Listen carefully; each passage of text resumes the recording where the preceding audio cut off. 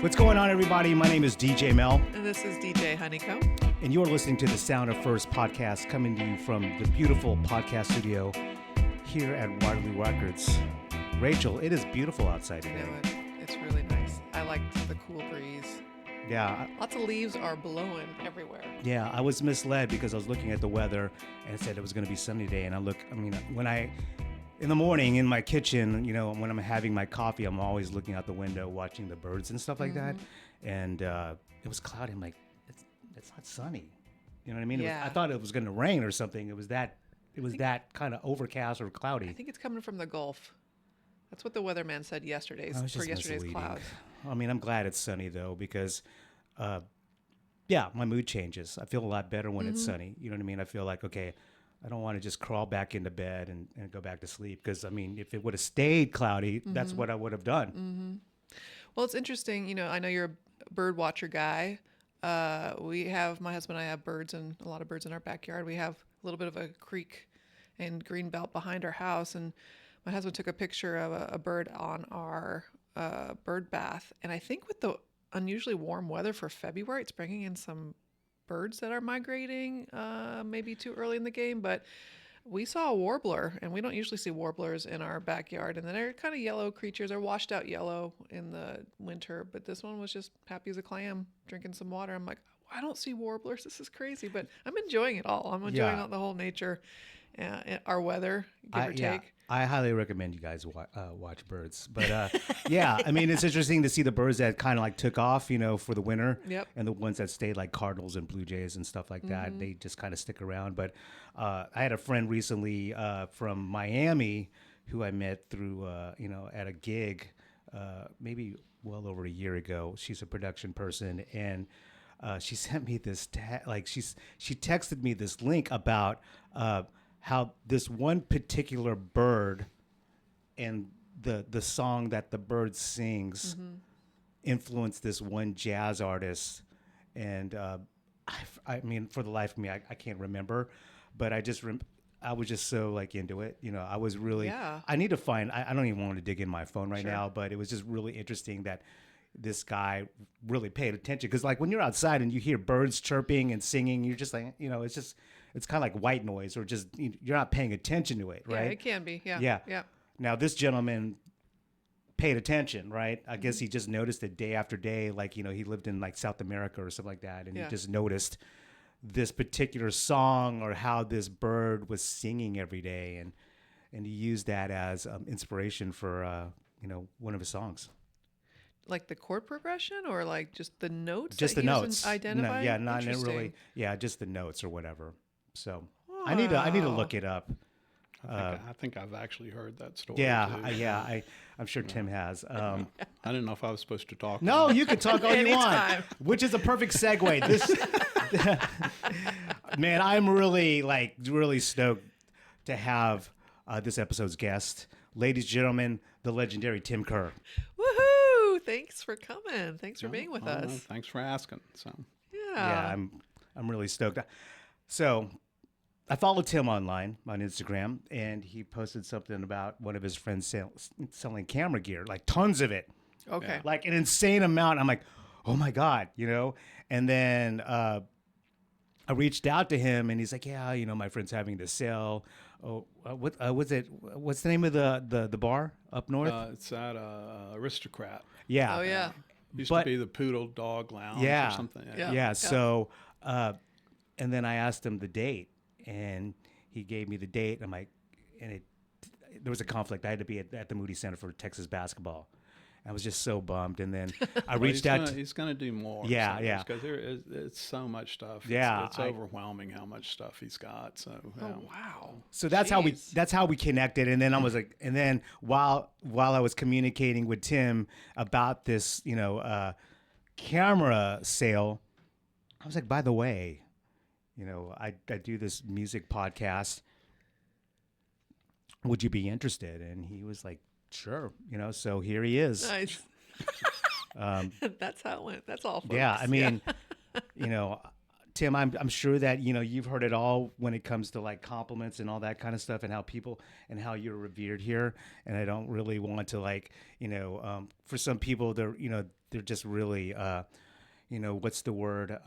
You know, they're just modest. And I mean, for me, like, I mean, I don't get showered with compliments all the time, but when I do, it's really hard for me to take it, you know, take it in. Oh yeah, no, I mean, I definitely don't take it lightly when people are coming up and stuff. It's really nice. But yeah, I mean, I'm a firm believer that anybody can do that. You know, it's like it's just a matter of you one foot in front of the other and just doing what you want to do. So you know. Yeah. So did you end up getting any cameras? No, you couldn't go because I couldn't go because the show started and ended during the game. Okay. And do you have a bunch of cameras? Yeah. Okay. How more than 10? More than 5? Probably more than 10. I mean, with me, what's going on is that, like, well, when I came up here to go to school, I had Gary Winogrand for photography. Like, I ended up like you're always talking about beginnings and first and everything, and we've already talked about if you start with me, you're going to get these long, crazy stories. Okay. Both my parents were teachers. So my dad was an elementary school principal. My mom was an elementary school librarian. Both my brothers ended up being coaches. Okay. I grew up in a period of time where when you graduate from high school, you go to college. You know, so it's like, well, what are you going to do when you go to college? I didn't really have a clue, and I knew that they didn't teach guitar at that point in time at UT here. And of course, I wanted to come up here because if you're going to stay in Texas and you're into more music and art and things, especially back then, this was like little San Francisco. And Beth was here, and we were going to start living together, and just, you know, all this kind of. So came up here, didn't do music, didn't really want to do drama. I drew all the time, so it's like, well, I'll do art, you know, kind of thing. So that's what I took, you know, went to school here at Fine Arts, and then so it was painting and then photography. Okay. And I had Gary Winogrand, and I didn't really even know who he was at the time, you know, kind of thing, but I just had this guy. And so yeah, I've always, and I always thought everybody saw like that. I didn't really understand that no, not everybody looks at things the same way or whatever kind of thing. So but with me, it's gotten to be, you know, cell phones are so unbelievably amazing right now with the pictures and stuff. And I know it's digital and stuff, but so if I'm going to do film, I do toy cameras. So I have Diana's, Holga's. There's a really great camera called the Great Wall that's from China, which is the best thing ever. That's it's like awesome. This big kind of I need tank to thing. look up. So it's just things like that. So I'm kind of more into like old brownies and for sure. Because yeah, I mean, that's when so literally you were trained on those. How many years now? That's what I've been doing. And I should have brought one for you. There's a book that we did that because Beth and I really like going to all the visionary places. You know what that is, like Howard Finster's. You know, and well, actually, there's the Cathedral of Junk. That would be considered a visual, you know, outsider kind of art. And so we go to a bunch of that stuff, and so I take pictures with toy cameras of it. And then what I did was we made a book that it's those photos, and then I painted the person that did that particular place. So, you know, it's everywhere it's all over the United States. And at this point now, we've got enough for probably 2 more books. So, that's probably more information than you want. Well, no, I mean, I've shared this in the past in other podcasts, but I went to film school in San Francisco. Yeah. And I worked with 35 millimeter film. And I really kind of just gravitate toward that versus my digital cameras. And I have 4, and I thought I had a lot, but you guys have a lot. I was worried I had a lot till I saw this guy's what the dad had. Yeah. And then now I don't feel so bad. Like I don't have quite, you know, like as much as I thought. Cameras are a wonderful thing to have, especially the non-digital ones where you have to just be very cognizant on what you're doing to get what you want out of the picture, what you want people to see, hopefully, out of the picture. Because sometimes what you see with the naked eye, obviously, is not going to become what it is on its canvas. You did something there. Of course, the digital world will help you shortcut through that, but I think it's always good to have that foundation work and really train your eye as well. And the one thing I'll never forget in art school, it's like, when it comes to drawing or painting, it's like draw what you see, do not draw what you know. Yeah. And that really was just like, just because there's a nose on that person and you can't actually see it in its entirety, don't draw a full nose. Well, my favorite, and I tell when I find out somebody's like an art teacher and stuff, I always tell them this story, because art school, it's great being in an environment where there's a lot of people that are doing stuff and you're kind of hanging out with them and seeing things. But in reality, all you really learn is bullshitting and attitude. And that's like, it's not kind of. But one of the best classes that we ever had was there was at one point it was a design class, I guess, or whatever, and they had a thing called the Ugly Project. Mm-hmm. And you didn't know at the time, but what they were trying to show you was no matter how bad you think something is, somebody in that room is going to be going, well, that's kicking. I know. Like that. That's kicking. I know. So it shows you yes. how this stuff is. Just it doesn't matter, if you like it, great, because it doesn't really matter what anybody else is, because it's all going to be different opinions all the time and stuff. And it was great because one friend of mine did just the most perfect blue bonnet, Texas blue bonnet that you see at all the craft fairs and all that, like an oil painting. And all the sorority girls in the class were just, I don't get it. That's what, and his mom was like, that's my boy, kind of thing, just showing, it was, but I always feel like I won because we were living in this place that it's long gone now. It's like parking lots and all that kind of stuff at this point. But it was one driveway went in and there were 6 houses. And it must have been where the people from the Capitol, when they would come, senators, whatever, that's where they would probably stay, because it was like a loft upstairs with a bedroom and the kitchen down and stuff. And we were living, do you remember there was a place called Nothing Strikes Back, this crazy ice cream place here that was like, it was all black light when you went in. Wow. And, wow. And literally all they would play was Jefferson Airplane and the Grateful Dead. Ooh. Nice. And so they lived in a house right next to all these 6 houses kind of thing.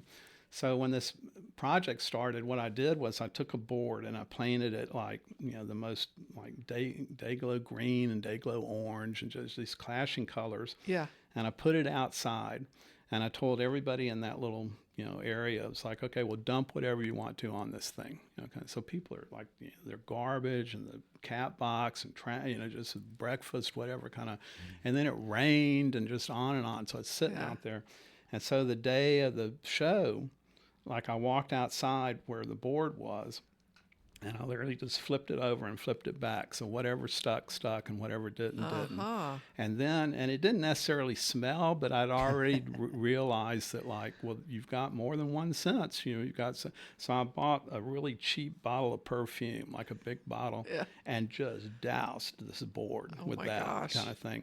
So I'm walking down the hall at Fine Arts here with it, and the teacher comes out and it's like, oh no, you are not bringing that in here, kind of thing. And I just went, I won. You can't even bring it in.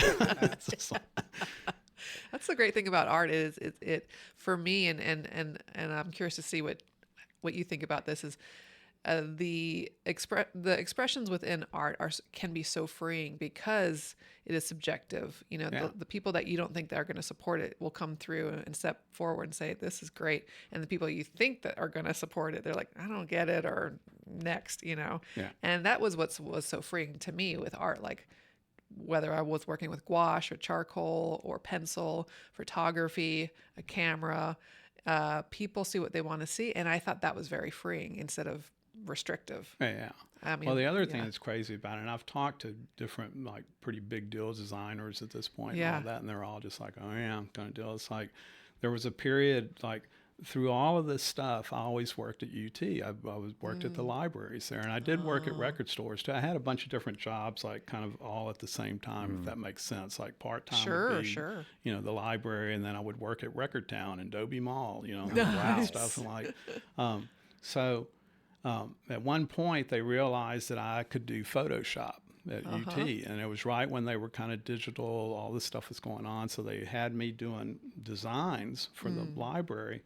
And And it was the most amazing thing. Like, you don't want to be an asshole and only do one design, so you would do 2 or 3 for them and stuff. But every single time, the least favorite that you like, that's amazing. That's wonderful kind of type thing. It was just like, what in the, and I asked, and that's what I'm saying. I've asked a bunch of designer people and they're going, oh yeah, every time. That literally is what happens. Like you do something, you have a bunch of choices and it's always the least favorite that, kind of. Yeah. It gives me a laugh. I'm just like, oh my God, this is funny. So with Photoshop and everything, I can only speak for myself when I'm using one of those programs, is just kind of pixel peeping and just looking at everything and just staring at it and wanting it to be perfect, right? That seems to be a problem for me because I'm like, even when I think it's perfect, I'll stare at it even more. I'm like, okay, this is not perfect, right? Like, I don't know. It's a curse, if you will. But, with that said, and you having designed stuff for the library, back in Raoul's and stuff like that, and just these DIY flyers. I mean, you did design some stuff like that where it had nothing to do with perfection, right? It's just let's just get that info out there and, just make it look wild, or, just, put my own spin on things and just, let's go to the Xerox machine and let's get it out there. Right? Especially at the library, I could go in there and use the Xerox thing. Yeah, there you go. But the other thing that was so cool about back then, too, that people don't realize is that it wasn't just band posters. People were just putting art up and down the drag. I mean, it was great. It was just like, because we would put up stuff like, some fraternities, some idiot would drive his car into the fraternity house because he was drunk or whatever. And so the next day, the Daily Texan would have, an article about it. Well, we'd paste that thing all over the place. Like, look at this asshole. Just like... And then when Biscuit did the one where it was the cult model from the porno magazine, that it shut down Raoul's for it was when the new owners were there and stuff, and it shut down Raoul's they put him in jail, and I think for 2 days or something, because they thought it was going to be some sex show going on, because it was I did see that on that doc online. It was like Big Boys inserts dicks is what it was, and because that was the 3 bands. And so they thought some crazy, so anyway, literally the next day, the drag, David Yao did the best one ever. He had David, like the statue of David and stuff. And it just said art, with a question mark, kind of thing, which is pretty great. So, yeah. His hands are too big. Yeah. Yeah, I definitely like the kind of along with the DIY, ethos behind it, but just the I don't give a fuck humor, you know what I mean? Yes. That's you don't see that. I'm not trying to compare today to yesterday, but there's just something about back then where it's just the humor. Yeah. You know what I mean? Well, that's also freeing. It's just like, this is what it is. You either like it or you're with me or you're not. Who cares? I don't really care. That's kind of like the attitude I think is probably one of the best attitudes. Especially back then, and it's even skating. When we first were all when I moved up here in '74, that's right when urethane wheels had come out, and I grew up on the Gulf Coast, so I grew up surfing. So I couldn't surf, and I got bored with the wheels and all that, and we're skating here. Yeah. But you might as well have been from Saturday. People didn't know what the hell was going on, and I broke this arm. And there was a 14-foot pool in Bastrop that we were all skating in. Yeah. This is 76 or something. And I was supposed to play at Kerrville.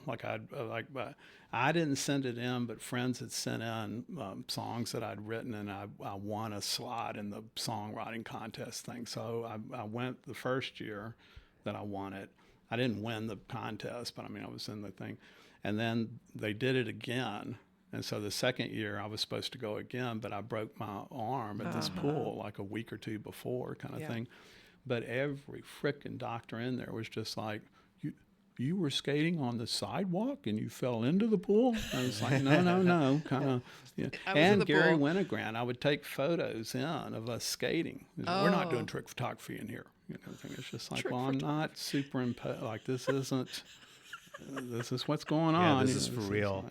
Abandoned reservoirs, abandoned swimming pools, all the emptied. Yeah, exactly.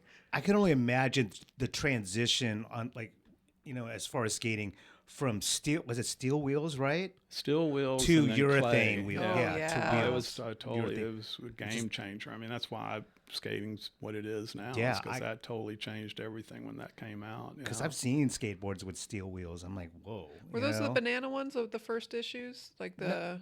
Well, there was like wooden 15 toes and those kind of all the old little wooden ones. That's what I had Oh, when I yes, was a yes. kid. And I think Yeah. roller And I mean, I just had one just because I wanted to surf, and I couldn't. Yeah. You know, I was too young at the time to be going out to the beach every day and stuff. Sure. So, yeah. right, and I think also, I mean, roller skates had steel wheels as well, Yeah. right? Golly. So I mean, Jeez. yeah, just imagine like just being on steel wheels and feeling everything like it. Just the ride is so harsh, and then you go Yeah. from that to like urethane wheels. Well, plus too, if you even hit like a little pebble, it'd throw you off. Yeah. You know, Yeah. it's like Yeah. now you can roll over a lot of stuff, but it's a totally different. And I mean, and that's we've been telling people from day one. If it wasn't for skating, Big Boys would have never happened. We would have never been a band. I mean, we all skated. We all were at Pflugerville skating all the time. So, Was Thrasher magazine a thing here in not Texas? yet. To read? I mean, Okay. when Thrasher didn't start till probably. I'm so horrible with date stuff. Is I that don't know, 90s? 80, 81, 82, Okay, somewhere okay. in there. Oh, When it okay. first started, it was like a big paper fanzine. So the first time that we went out to California, Yeah. Beth actually wrote to him. I mean, we were all kind of saying, she was kind of our manager, but Nice. it's just basically somebody Yes. kind of doing stuff Yeah. for us and everything. And we wrote to him, but it was not to be in Thrasher or something, because Yeah. Thrasher was just a little zine, kind Yeah, of they deal. all It was were, more to yeah. like, hey, we skate, we're coming out there because there are places Okay. to go skate, let's go, Yep. kind of deal. So, Yeah, I grew up in Southern California for part of my life, and it was a skate scene for sure. Surfing, sure, but it was more like concrete jungle, kind of Yeah. like suburbia. And so Thrasher was really big, and then people would write in, and they would be happy to see their letters to the editor, or yeah, what. well, it definitely turned into that, but I'm just saying Yeah. that we were kind of originally, we were starting to be friends with them and writing them before any of that. And it's funny because That's great. Steve Turner, do you know who that is? A guitar player in Mudhoney and stuff. And then Okay, he was got in it. Monkey Yeah, Wrench with I- me and stuff when we did that. Yeah, nice. But the EMP, I guess is what that place was called. I think it's called something else now, but the big, huge, crazy museum that's in Seattle, they did a big skate rock show, right? And so they had Monkey Nice. Wrench play, and they had, JFA came, and all these different bands. This is back, Yeah. I mean, way after these bands had been. Yes. I mean, Monkey Wrench was going at the time, but yeah, Okay. but JFA and so literally Steve was in charge. And I didn't realize that Steve had been a big skater. Like, I had no idea, because we didn't really ever talk about it or anything. And I just remember getting into a big conversation with him one day that kind of, got a little bit heated, because he was trying to tell me that Thrasher is how punk rock got spread all over the United States. And I'm trying to tell him, no, DOA and Black Flag brought all that stuff to all the different little towns and all kind of. But then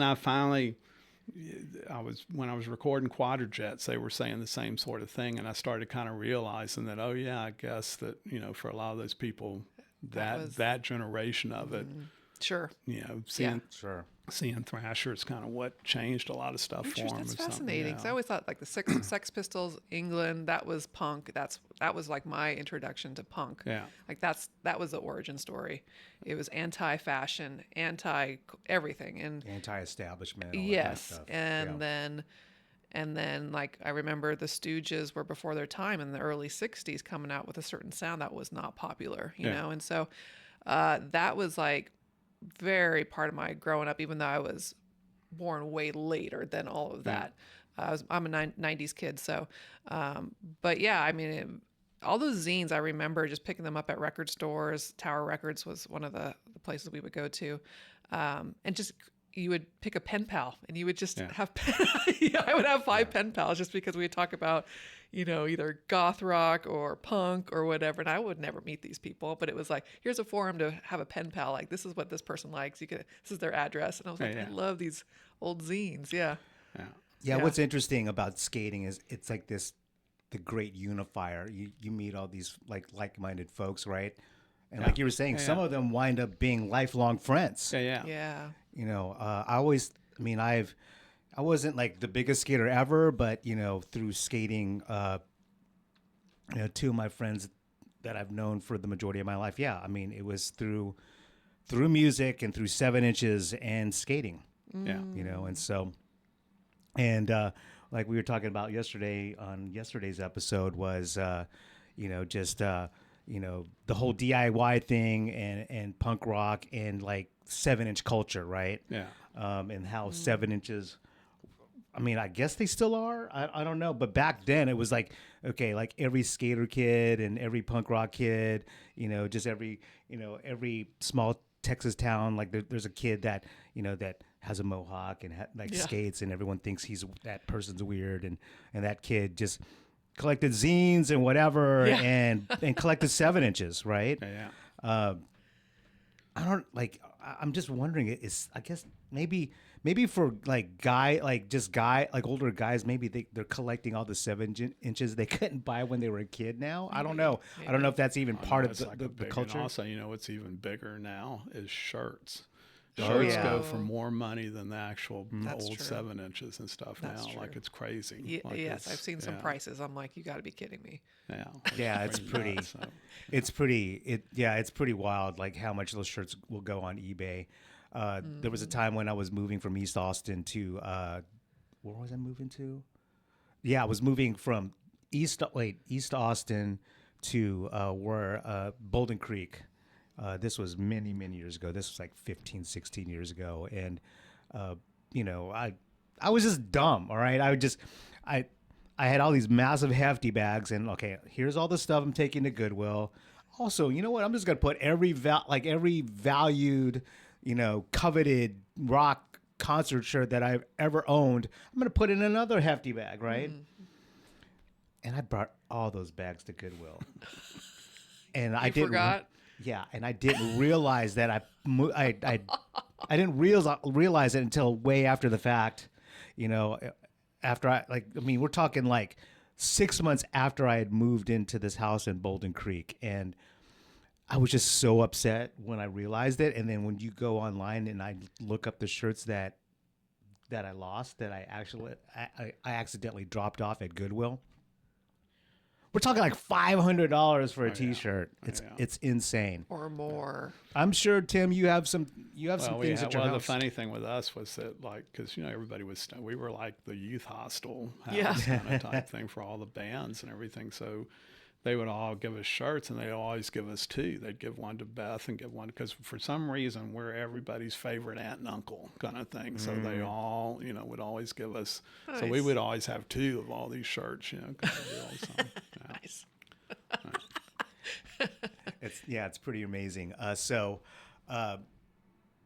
a, you know, now speaking of, you know, your art now, you know, like I mentioned before we started recording, you know, I was at No Comply. We're talking years ago, and all your skateboards and your art was hanging in I was up over the shoes.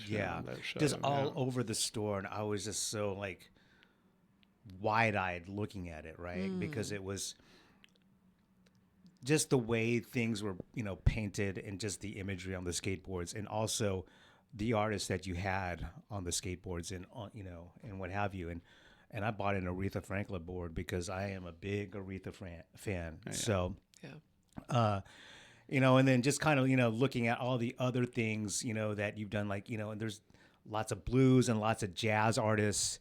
Can you kind of, you know, maybe, you know, let us know and the listeners know, like, okay, what's the inspiration behind, or the reasoning to have those images of incredible soul, jazz, and artists on your now on your more boards? than ever. Like they're trying to erase history, so it's Oh, like yeah. you really need to have that stuff out and around, and it's not just music; it's civil rights, it's sport, it's like all kinds of, and it came because, like, before elementary school, I was doing art and music. I just always have, and I don't separate them. It's not.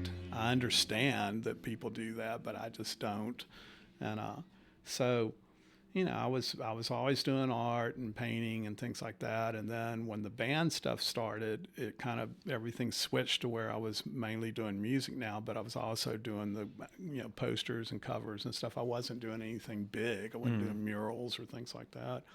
And at some point in, I don't know, it's probably like late 90s, mid 90s is definitely when this all first started. Not necessarily for me, but like. You had skater kids, you had the graffiti kids, BMX kids, all these different people that did art, but didn't really have places to show it at.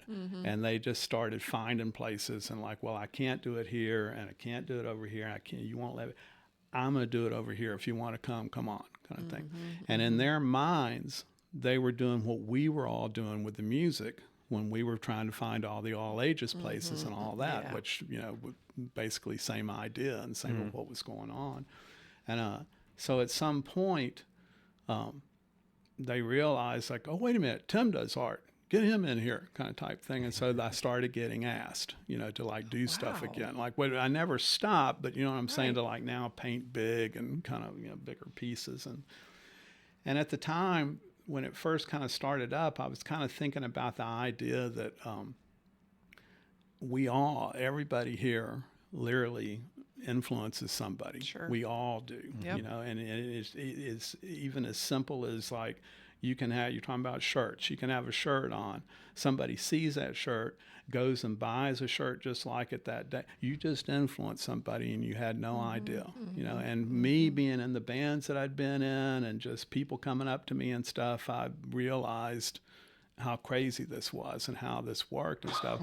So I started thinking about, well, I'm going to paint people that influence me, and maybe it'll plant a seed in you that you'll realize that Jim Thorpe, what he did was not any different than Rosa Parks, wasn't any different than John Coltrane, wasn't any different, just the whole trying to show people DIY. It's like basically something needed to happen at that point in time. Nobody else was there, so they decided to do it, and look what happened, kind of thing. So you can do that, kind of thing. And so that's kind of how it started. And originally it was like John Coltrane, things like I have John Coltrane tattooed on my wrist and stuff. And Nice. So, but then the vocabulary grew because I started learning more and more about other people, and then people were asking me to paint people and this, that, and the other. So that's kind of where it's all been coming from. So, and like I say now, especially now with all the shit going on that people need to know about some of these, definitely civil rights and a lot of different stuff going on. So they need to know. It's great that you mentioned Jim Thorpe because he's arguably the greatest athlete of the 20th century. You know what I mean? There's a close second, and that's maybe Bo Jackson, but Jim Thorpe, like a lot of people, I hadn't heard Jim Thorpe in a while. Yeah. You know what I mean? And I'm glad you brought it up. It's all back to what you were saying, influence, because I know that when I get home this evening, I'm going to Google Jim Thorpe and just read up more about him. Well, that's the other thing that's been kind of cool is you're starting to realize it, because people have told me now that like they'll look up people, when they see things and kind of, so that's been pretty great. And then another crazy, kind of on the subject, but kind of off the subject is like, I skated, so I didn't really know anything about bikes or anything like that, or BMX kind of stuff. I do now know a lot more about it, but at the time, we were at Ian Mackay's 50th birthday party because they really wanted me and Beth to be there. It was like this big surprise for him, kind of back in the day. And so at the end of the party, like we're all kind of just, there's about 4 or 5 of us all talking and kind of helping clean up and stuff. And Matt Hoffman is kind of sitting there listening to everybody. And I didn't know who Matt, because I didn't ride bikes. I didn't know who Matt Hoffman. Matt Hoffman is basically Tony Hawk for BMX. Yeah, he's the god. Huge. He's like a big, and so literally at some point, Ian points over and goes, "Oh, Tim, did you meet Matt?" And before he can finish, Matt's like in my face and just going, about the bands and all this kind of stuff. And I'm honored, like I told y'all earlier, like I'm honored when people come up and stuff, and but I don't know who this, like I don't have a clue. And then we come home and watch the Netflix thing, and it's just like, oh my God, like, oh Yeah. so, and that also shows you why I paint who I paint, because you don't know, some of these people don't know about, and then realize, oh my God, kind of. Yeah, so, yeah. And but it's anyway, Matt like painted at the time. He might still, I have no idea, but at the time he was painting animals for his friends, like dogs or different kind of. And I got asked to do a solo show at the Rosa Parks Museum, which was that's like me being at the Museum of Modern Art. That was a really, really big deal for me. And the place was huge and stuff. And I had a friends wall, which I always try to do if it's just a solo show that I'm having, where, oh, you do art? Cool. Put something up on the wall, kind of thing, because like we were saying earlier, it's all subjective, and you kind of. So I asked Matt, I said, hey, do you want to put something on the wall?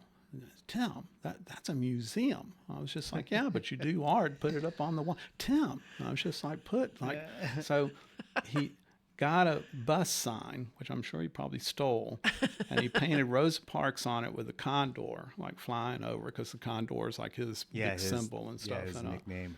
So the night of the show, like, here we are, and they're having the thing, and these 4 or 5 kids come in, and you can tell they could frickin' care less about art. They're not interested at all. They're just there because there is nothing to do in this town.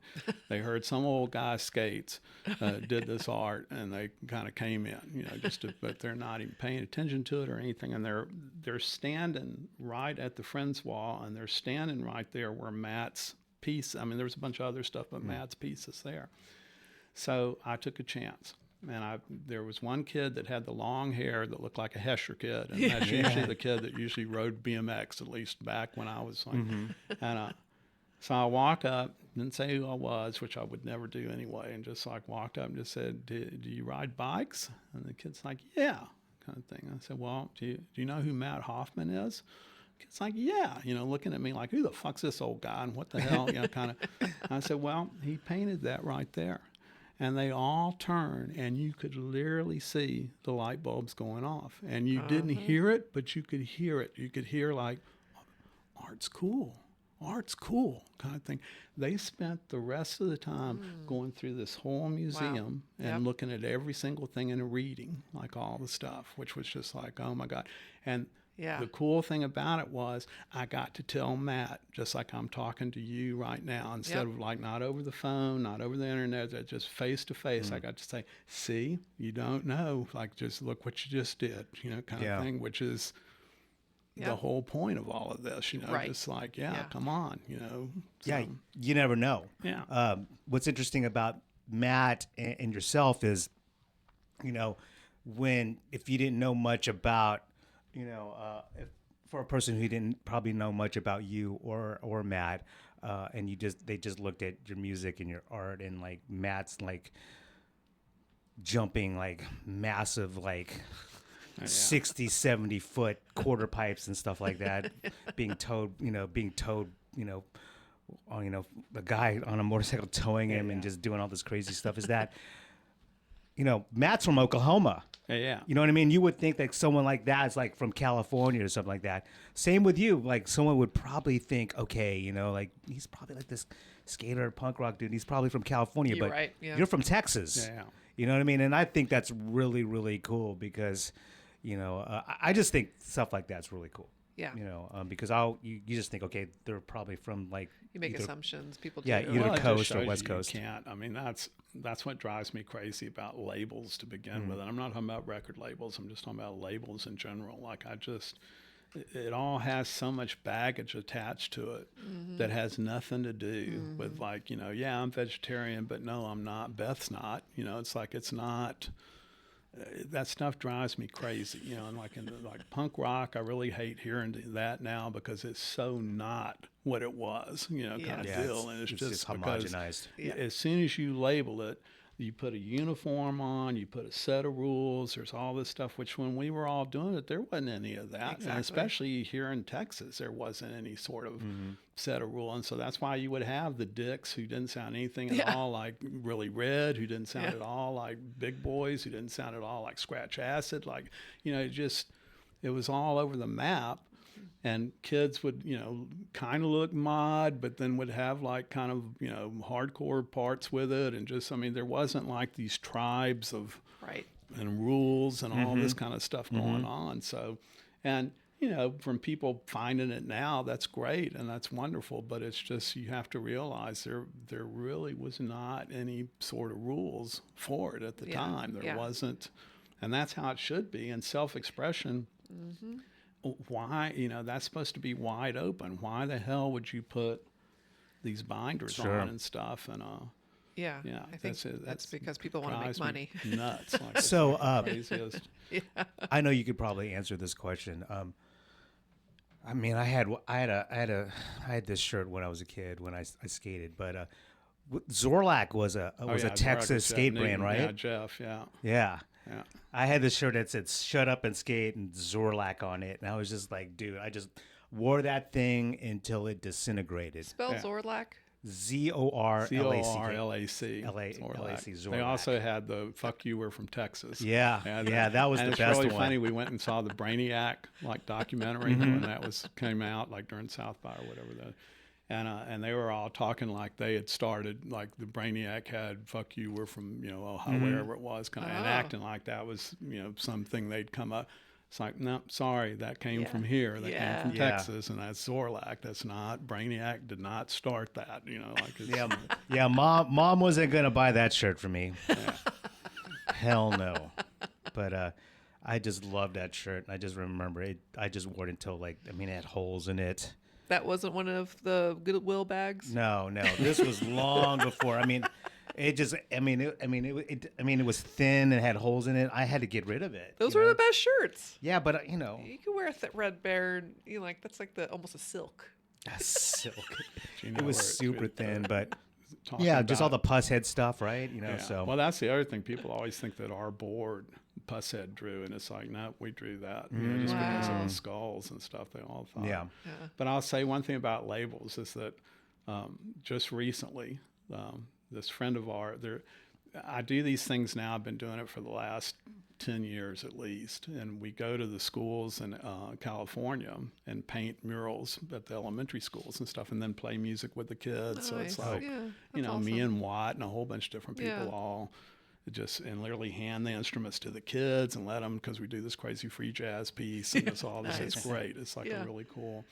And so anyway, friend was Eric is the teacher that kind of does all this stuff, and they have projects with the kids every year because there's no money for art or music or anything like that. So people like Shepard Fairey, like it's crazy how many people are doing this with him now. That then you have each person has a project that you do with the kids, and they have that for a month, and then at the end of the school year they kind of have a big art show with it and stuff, and then we do these murals at the schools and all that. Wow. So anyway, one friend was talking to Eric, and they were talking about Eric. At this point now, Eric, it has to be at least 3 of us, and it has to be me and Yusuke and High Dutch. And Yusuke and High Dutch are from Japan, and Yusuke is like freaking huge in Japan now, like unbelievably huge. And but it always has to be the 3 of us, and it can't just be one. It has to be those 3, and then whoever else, all these other people that are coming to paint, can definitely come and stuff. And so they were talking about it, and Eric said something about me, and Jeff said to Eric, like, well, Tim doesn't count. He's an outlier. And so Eric was telling me about it, and I didn't know what that was. I had no idea. I've never even heard that term, kind of thing. And so then I looked it up, and I was just like, oh, my God, okay, if I'm going to stand under a label, that's the label right there, because outlier, that's a great if you don't one. know what it is, it's basically – you do what you're doing, and you follow your own rules. Yeah, you have your own lane. Yeah, and you just do your own thing, and it's crazy because in reality, that's kind of what I've always done. Like, all these bands have been totally different from each other, but to me, it's all coming from the same place and the same thing, and it's not. and it just, I don't know, it made so much sense. It was just like, oh my God, that's the best label ever. Yeah, I'm definitely that. Sunrise. Yeah. I think it's great, just, your life's trajectory, just from, working at UT and, and just being in all these bands and, and then transitioning. I mean, you've always done art, but now, what you do with your art, at least as far as I'm concerned, is a big deal. It's huge. Oh man, thank you. You know what I mean? I really think so. And I think that's what, like, maybe that's the dream, right? Is to be able to, I mean, we are all like a sum of like phases of our life, right? In the decisions that we make, right? We're definitely like currently the sum of all those things. And so I think that's the dream, is to be able to, experience all these things throughout your life and all these phases, and then gradually and eventually just do what you love. You know what I mean? And not be, tethered to a desk in a cubicle or whatever, right? You're doing what you want to do when you want to do it the way you want to. And that's the way I, see you. It's man, you are living the dream. I mean, it's just fantastic, when I think of you, I just think of you being in your studio and you're just free to do whatever you want and to create whatever you want, and people appreciate it. And that, it's not driven by money. I mean, like, eventually, like if it's great, or, we've been talking about things being subjective. I can't even say it today, but you guys know what I'm trying to say. Yes. Is that, you've hit the lottery when you're able to make a living doing what you love and not having any type of like governor on your creativity, or having someone dictate what you do, and you just do you. Well, I mean, I never, once again, we talked about that. I don't know if it was on here, but we were talking about it earlier. I grew up in a period where, like, I just never ever thought of self-expression as how I was going to be making money. I still don't, kind of thing. And so that's, as soon as I got out of school, I was working. I made, and through all of the bands and recording all the bands and all this crazy stuff going on, I've always worked, So it's like, at some point I retired, which is the crazy word because I'm probably doing more stuff now than I was when I was like, but it's just, I just never thought of this as income and money. And I'm not going to turn money down. I'm not one of those kind of people, but at the same time, it just never was the point of this, kind of thing. And like, I'm always, there's a really great story of, we were doing this crazy sale close to Christmas time, and we just got a whole bunch of friends to just grab all the stuff that's sitting around that you want to sell, art, self-expression stuff. And so anyway, a really good friend of mine, Sandy, who is now in Skloss, that band, the really crazy heavy band with his wife and stuff, but he's a photographer and he does really great. And he had a table with all of his stuff, and there was a woman that was helping him. And this is like tip of the iceberg of doing all this stuff. But it, like, the woman came over at some point to my stuff and was like looking through it and pulled up this Fred Hampton that I'd painted. And she was like, "Oh, I need to tell you a story." I was like, so she tells me a story about her and her friend, her best friend, had decided they were going to go from Chicago, San Francisco road trip. And they were just going to go have this fun road trip and stuff. And the friend's mom decided she wanted to go too, not necessarily to like watch out for him, but just she wanted to go, kind of thing. Yeah. So here they go. And, road trips are like, now when I was in third grade, blah, blah, blah, just all these crazy stories and stuff. And so the woman is telling a story one night, the mom, about she lived in the Fred Hampton house where they came and shot it all up and killed, everybody in there and kind of stuff. She just didn't happen to be there that particular night. Of course. And it was just like, holy shit, that's amazing kind of thing. So she takes a picture of and sends it to the friend's mom. And I was just like, art's so subjective, like we've been talking about. But if she likes it and say, take it, like you should keep. That's amazing, kind of thing. So now it's hanging in her house, which is just like the best, like, and no money or any kind of just that's what needs to, Yeah, it's really cool, when someone, sees something that you created and then they share that story, share a story about Fred Hampton or well, I mean, whatever. that's the cool thing too about it. Sounds like somebody that I would hate. I'm gonna say that, but what I'm doing, doing the people.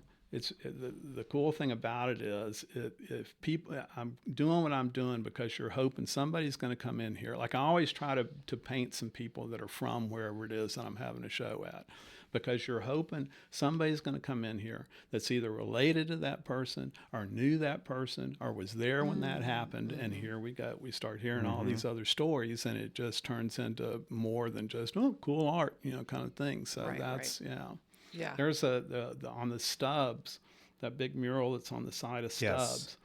They originally wanted, kind of like, Joe Ely, that kind of, which great, kind of thing. But one of my pet peeves is Texas music. And Texas music, like, here we go. Because great, boilerplate, but when you say that, you're talking about Joe Ely, Butch Hancock, like it's that whole.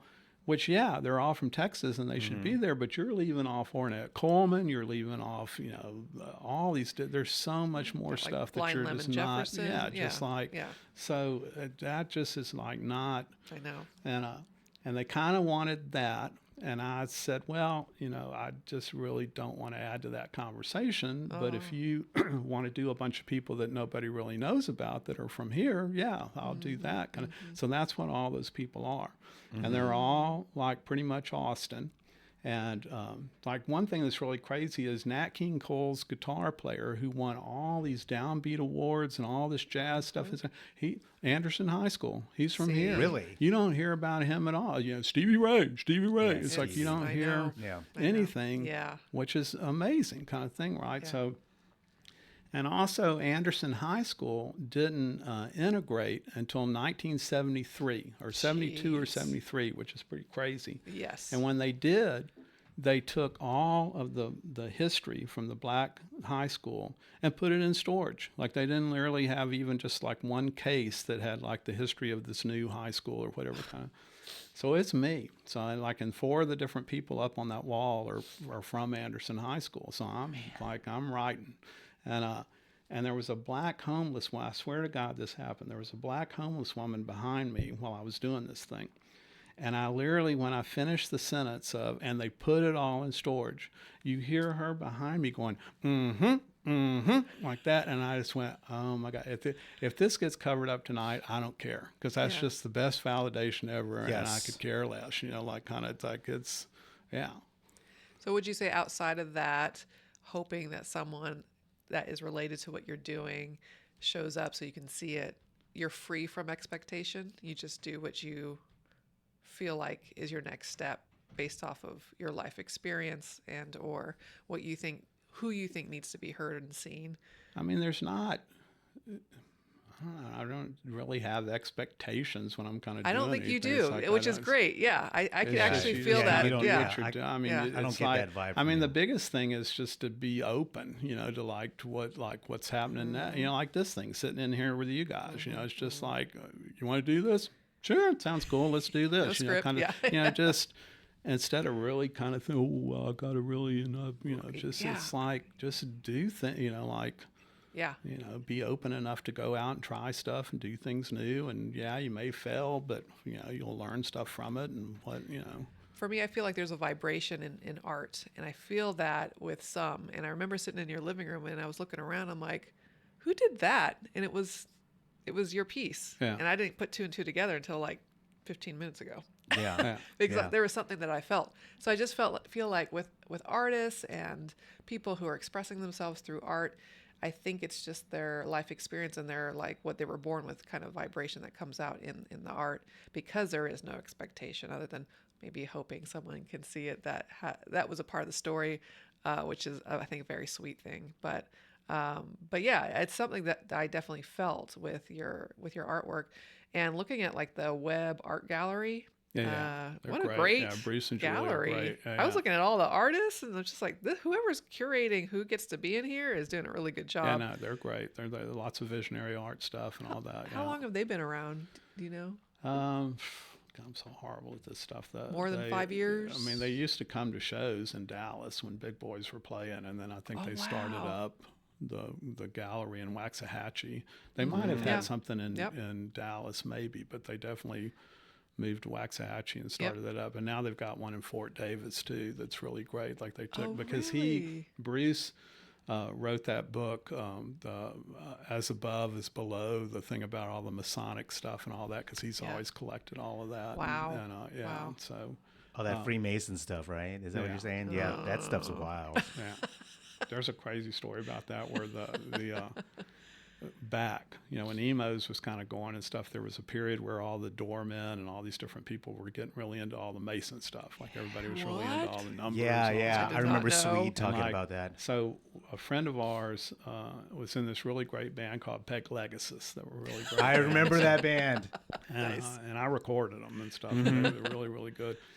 And the bass player one night just completely went off the rails and was naked fighting cops and all this stuff and got put into the insane asylum here and stuff kind of thing, and spouting out a bunch of Mason stuff and all this kind of thing. So here comes a couple of years later, here comes Lungfish, and they're staying with us and things, and they had lost their bass player in New Orleans, right, because he just went off on some tangent and took off and all this. And so smart ass me, because we were with him, we were driving to College Station to go see him play there, and then they were going to come back and play here and stuff. And we were all in the van and stuff. And I just said, well, he wasn't in that Mason stuff, was he, kind of thing. And they all kind of looked at each other and went, yeah, kind of thing. I just went, oh man, okay, then I'm gonna like, There's a guy. There's a guy that used to work here. His name is Swede, and he was one of my closest friends. I mean, we're still really close friends. We haven't talked in a while, but anyways, like it was him and Johio and all these guys. That's that the were freaking best name ever. Remember Johio? Yeah, no, because I worked Charger Street Gang were great, and I recorded both those records. And but that's my favorite nickname. Isn't that ever, the greatest name ever? He's from Ohio and moved here because the Charger Street Gang were from there, from Cleveland, and nice. and then he moved here, and then he became Johio, which I just thought that's the best. Like it is the coolest name. Anyway, go ahead. Sorry. No, but anyways, I think him and Johio started getting into this like Freemason stuff, and I'm like, Swede would talk about it here, while we're stocking the shelves here. And I'm like, what are you talking about? Wow, why are you getting into this stuff? Not like to the point where like he was becoming kind of like a radical or something like that. He was just he would just mention it, and he was just kind of interested in it. And I was like, man, this is really, really interesting. Not disturbing, but interesting in a good way. And I think around the time he mentioned all that, I just started kind of looking stuff online about Freemason stuff. So like in those like Freemason temples or whatever you want to call it, all the old, like the foyer of all those halls, the floor is checkered. It's like, I don't know, it's black and white tiles or blue and white tiles, but those tiles are supposed to mean something. And I'm just going, okay, this is getting really scary. Like the architectural aspect of the Freemason buildings. Like there was one downtown, right? Yeah. Next, off Guadalupe. And I guess it's not there anymore. Or I can't remember. But none of them ever had windows. Yeah. No, there's a lot of crazy. Like I never was really that. Yeah, I just. I know there's like a lot. I think it's super old. It's like a really old. Yeah. Yeah. So I just remembered the significance of the tile pattern at the entrance of each hall. I'm like, wow, this is deep. Well, that's where they're in Fort Davis. That's where they're in. It's like an old Mason's lodge in Fort Davis. Really? That's where the gallery is now. They're probably going to move there. That's and wild. Stuff. But they're great. They're really wonderful people. So that gallery is still at Fort Davis. There's one in Fort. Well, that's the newest one, and then Waxahachie's still going, but Waxahachie's probably at some point not going to be there anymore, and because they're going to just move to Fort Davis and live there. So, Man, I want to go. We should go to Fort Davis. it's pretty cool. Big It's Bend cooler area. in Just drive Marfa, out- that's for yeah, sure. yeah. So, Big Bend area. Yeah, I definitely want to go. I mean, the last time I went to that part of Texas, the best time ever. You know what I mean? And like, I want to go to this gallery, and I want to see that.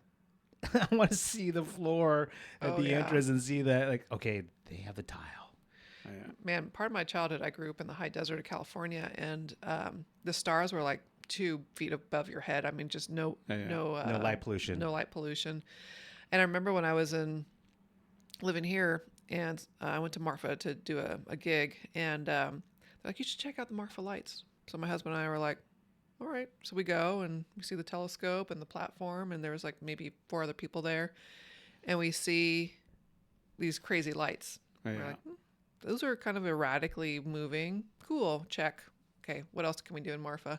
We come back, and people thought we were lying, and we went back another time at a different time and space, and we didn't see them. And I found out like it's very rare to see them. And I was like, what? I got so lucky. So that area just seems very magical to me. Yeah. Like, wow, I got hit by lightning. That never happens. So, you know, when Tim, when we were texting last night, you know, you mentioned something about, you know, just mentioning something about just what we needed, what we should talk about or whatever, and you mentioned something about, you know, maybe the gist of it was like, okay, not really focusing so much on the past, but also on, you know, the future, right? Yeah.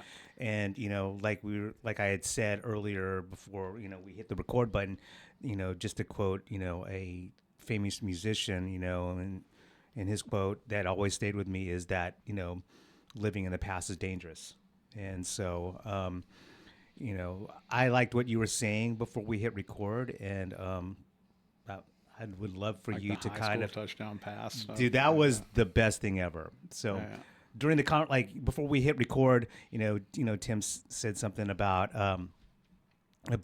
there are some people that kind of like stay in the past, and a really good example of that would be like, you know, the high school wide receiver that catches the game-winning touchdown in like homecoming night or something like that, and that was the peak. That was it. It's all downhill from there. Well, it's also just people that, you know, high school reunions, all that kind of type stuff, where just that was the best time of their lives, you know, or college was the best time of my life, you know, or kind of type thing, which is, you know, I don't know, it's depressing to me because it's, like I was saying earlier, for all the craziness that I've gotten to do and seen and done and heard and all that kind of stuff, I hope I haven't seen the best thing yet. And I can't imagine not living like that. It's just depressing to me that, you know, people feel like that they've already seen the best thing ever and nothing's going to get any better than that, you know, or just, and same thing happens with music. You know, people get locked into different periods of time. I'm sure working here at Waterloo, you see it all the time, you know, people are just stuck in this one period, and nothing's ever going to sound as good as that period of time, and all these bands playing now sound just like back then, but those bands were better, and on and on and on. So, you know, it's like, I remember hearing a lot of that when I worked here in year 2000, and there would be a lot of talk about exactly what you said, you know, and just kind of like, but you know, music is infinity. yeah. So. And I mean, that's what I think y'all were telling me to hang on, like say that when we were saying this there was a Touch and Go reunion when they had that. And I spent all day long, like telling people, you know, constantly like kids and stuff that were, you know, yeah, I didn't get to see Negative Approach. I missed it, you know, kind of type thing. It's just like, man, when you go back home, go to the show that's at a house or in a basement, or some kids have like rented out some crazy hall and stuff. Nothing against clubs, but just go to something like that. Exactly. That's exactly what it was like. And yeah, they may not play Negative Approach, but that's exactly what it was like. And you ain't missing nothing. And you're so busy looking behind you, trying to see that you're going to miss all what's going on right now. Yep. And 20 years from now, when they're all talking about it and you were there, you missed it, because you were locked into whatever happened before, kind of thing. So, yeah.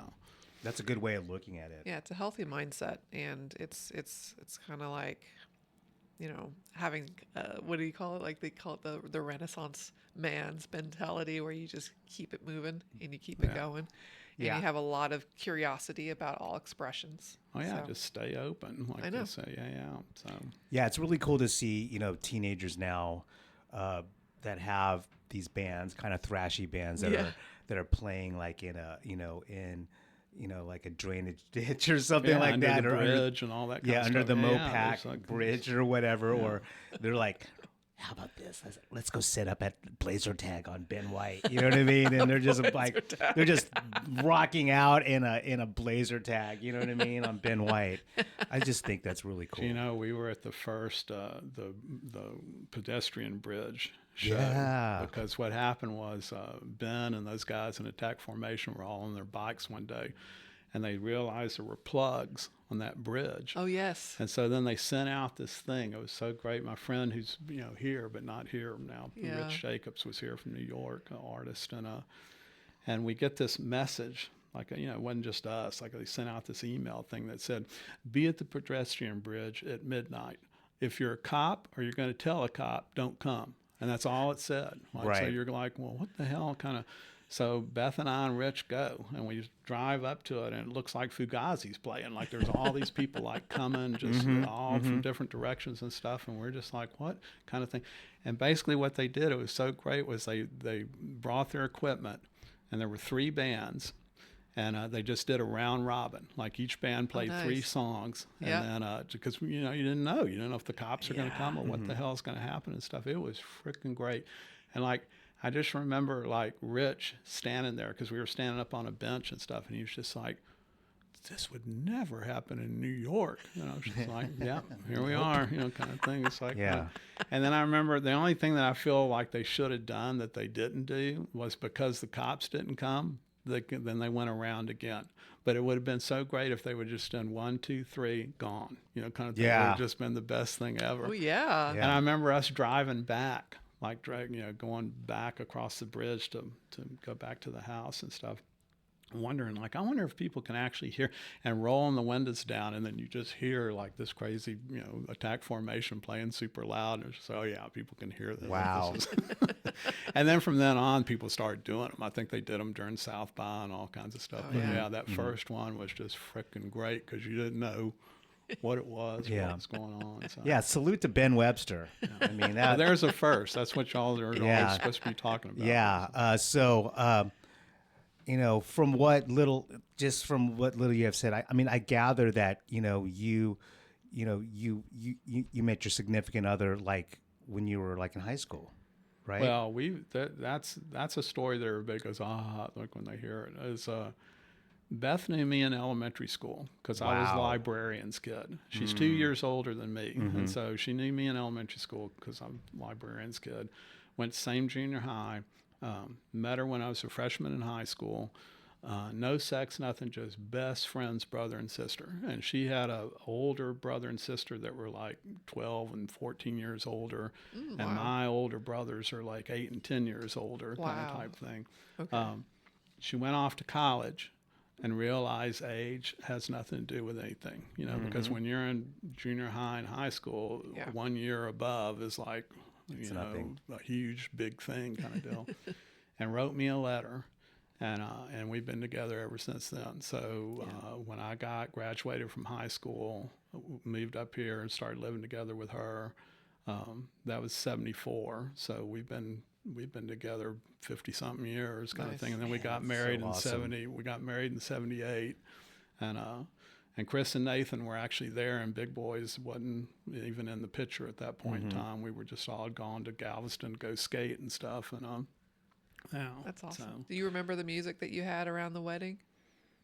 acoustic and stuff, because I was that was the thing I thought y'all were going to start asking me about first, was because you're saying first stuff like the FM radio kind of started when I was in junior high, kind of that period of time and stuff, and they didn't have any sort of playlist or anything, and I always would seem like I gravitated a whole lot more towards Nick Drake, John Martin, Pentangle, things like that. Nice. Not Deep Purple and Black Sabbath, you know, which I don't hate. I like it. It's okay. It's just not. So by the time I rolled into high school, and I'd been playing guitar since elementary school, but a friend, Larry Hartley, I think is what his last name was finger picking. And I'd never really seen, I mean, I'd heard it, but for some reason I didn't really put the two and two together. And then here's him finger picking. And then that just sent me down that hole. And so I just started learning how to finger pick, and like learning all these crazy tunings, and like David Crosby, and you know, all these crazy, and that's what I listened to. And that's what I was listening to all through college, and like, and I, you know, and soul and a lot of other stuff too. But that was more. So literally when Chris and I decided, we'd gone to see the Battle of the Bands at Raoul's. Nice. And I was working at Record Town, and I'd seen the records coming in, and I had heard the Clash and Sex Pistols and things. And I was kind of more into the Clash than I was because Sex Pistols just sounded like rock and roll to me, and like it was, you know, and I was so much more into like that very first Cameo record and just all that old funk and soul, and that I was more into that, you know, kind of stuff. And I was starting to, high school, I started really getting into jazz, and so, but I was kind of more into John Coltrane and but Love Supreme was almost a little too much. You know, for now, it's like I'm full tilt into free jazz and all that kind of stuff. But like at the time, you know, that's so, you know, California Cool, that kind of jazz and all that kind of stuff is what I was listening to.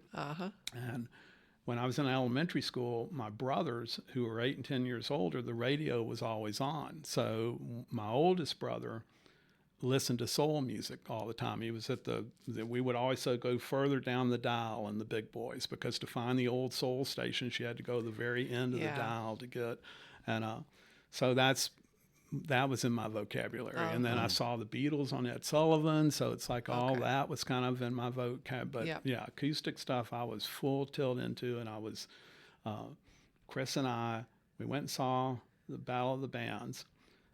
I think Chris at the time asked Joseph, like, what do you do to play here? And Joseph was like, well, when do you want to play? Kind of thing. And so we were skating at Pflugerville the next day, and we were laughing about it, and we were talking about like, well, that's because what happened with me too is when we went, the music was secondary.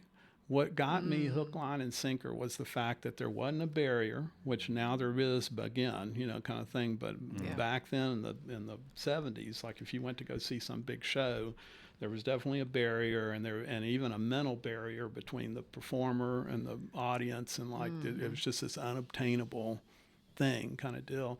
And here we are in this place where there's no barrier at all. The crowd is just as important as the band is. People are heckling. You're starting to realize that there's people in that crowd that are in the bands, that are making posters or making zines or making hook, line, and sinker. I thought this is the coolest thing ever. You know, just not even the music, just the fact that here's this creative community. Yeah. And you should do this. I mean, why not? You know, everybody should be doing this. Oh my God, this is great, kind of thing. So Chris and I decided, well, let's see if we can play there once.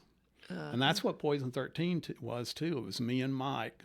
It was Mike's band, and it was like, hey, we'll have one night for you at Continental Club, and let's see. And then, so a lot of the bands that I've been in, it was always, we're going to play once, and then it just kind of kept going, kind of thing. So anyway, we flipped a coin, because we both played guitar. And I played acoustic and all this kind of crazy finger picking stuff and all this. And Chris played literally what Junkyard ended up playing later, you know, where it was like Ted Nugent, AC/DC, that kind of stuff. And if that toss would have gone the other way, I don't think you guys would even be talking. I don't even know what the hell would be going on if it would have been the other way around, because it was just a different kind of deal. So, But yeah, that's my first. We're listening to Pentangle and all that kind of crazy stuff on FM radio. You know, that's what I was really into. So.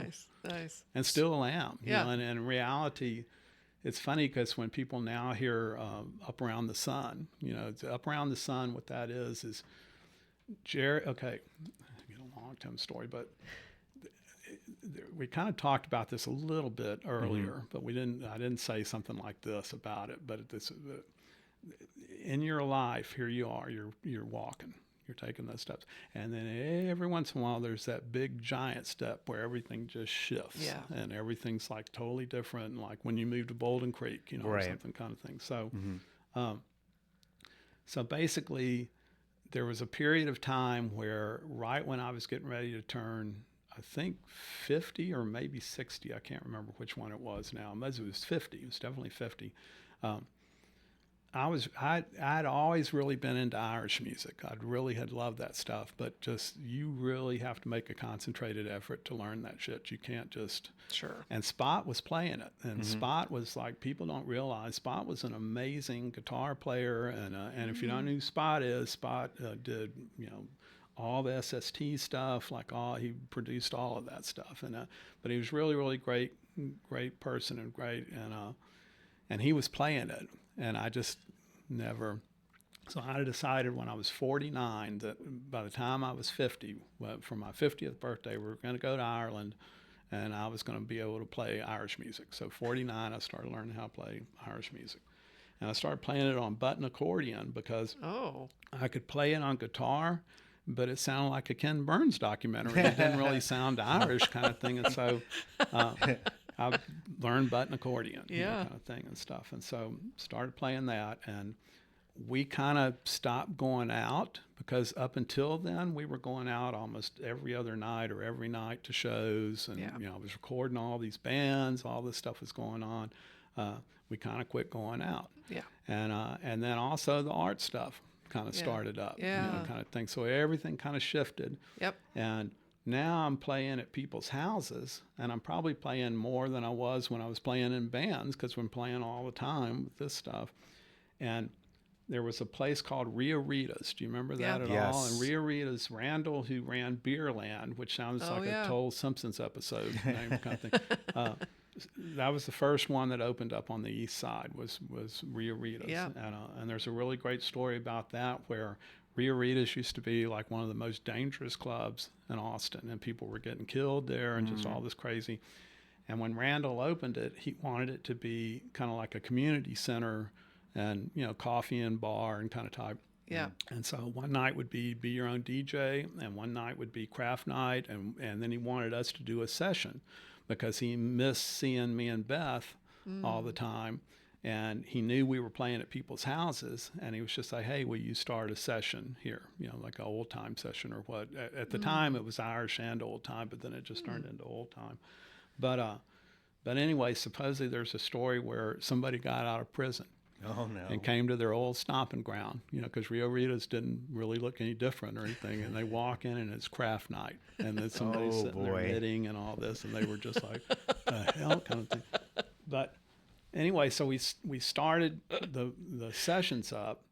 And pretty soon into it, it kind of turned more into just old time because more people played old time music as opposed to Irish. And so what would happen would be, at the time, I wasn't playing banjo yet. And so I would just pick up the guitar, but it was tuned to open D, and I would play almost kind of an Irish style of guitar backing with them and stuff, which is absolutely not that tradition at all for that music. So once again, outlier, which to me, it made sense because it's coming from Scotland and Ireland and like what. Yeah. So basically that's what Up Around the Sun is, because Jerry, I quit playing the guitar and learned banjo because when other guitar players would come, they'd be just like, what the hell, kind of, because my thumb would be wrapped like Richie Havens kind of type stuff or whatever kind of. So basically Jerry decided one time that like, hey, can we make a tape of just you playing like how you used to play, I just want it for me, you know, kind of thing. And because what he's doing is he's playing straight up old time tunes. I mean, he's literally, that's what they are. And if I wasn't playing and you're steeped in that tradition, you totally know what tune it was or whatever. Mm-hmm. But as soon as I start playing, and this has happened, they'll go up to Jerry and just be like, well, what tune is that? And Jerry will be like, well, it's Sally Ann. Well, hold on. And they'll go get a fiddle and have me play and be like, holy shit, it is Sally Ann. Like it just turns it. Yeah. But it comes off being real kind of melancholy and just this really like John Martin or all that kind of stuff that I grew up with. To me, which I'm wide awake when that stuff's playing. Like it just totally opens up stuff for me. And but it's just, so in reality, I've kind of come full circle in a way, even though I'm not playing, exactly what I was playing back then. It's that same kind of mood. Does that make sense? Kind of thing where it's like a really, and it's been, I love playing it with him and stuff. We've gone to Japan. We're going again. We've gone twice already, and we've got 4 records out, I think. And like, do you play on the banjo or guitar or both? Guitar. I'm playing open D guitar, and he's playing that. And now we have a woman, Jane, that's kind of been coming and playing octo mandolin and harmonica and stuff. That's been pretty cool. We're going to play at, what's that place called? Batch. That coffee place. We're playing there not this Saturday, but the next Saturday, I think. We're playing in 2 Saturdays. We're playing. I think we're the last band. So. We'll check it out. We should go check it out. Is it like, I'm just curious, and I don't know anything, I'm like not an academic, but I love Baroque music. Yeah. Baroque, the term meant nonsensical back then, and it didn't conform to more of the choral work that was even before that. And I feel like the Irish music that I'm familiar with reminds me of Baroque just because it tilts a little way that people they can't put their finger on. In the respect of Baroque is a lot of minor chords. It's very difficult to play on a piano unless you know how to play the piano and your fingers are 20 feet long.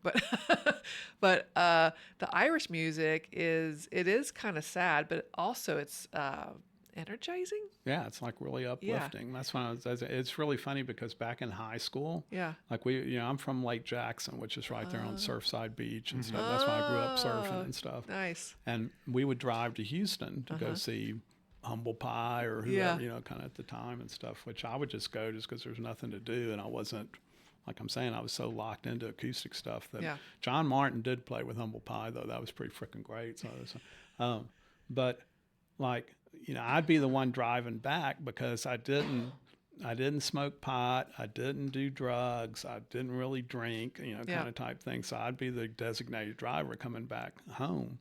And I would have on that kind of music. I would have on like, John Martin or whatever, like Solid Air, which is a really freaking great album and all that stuff before.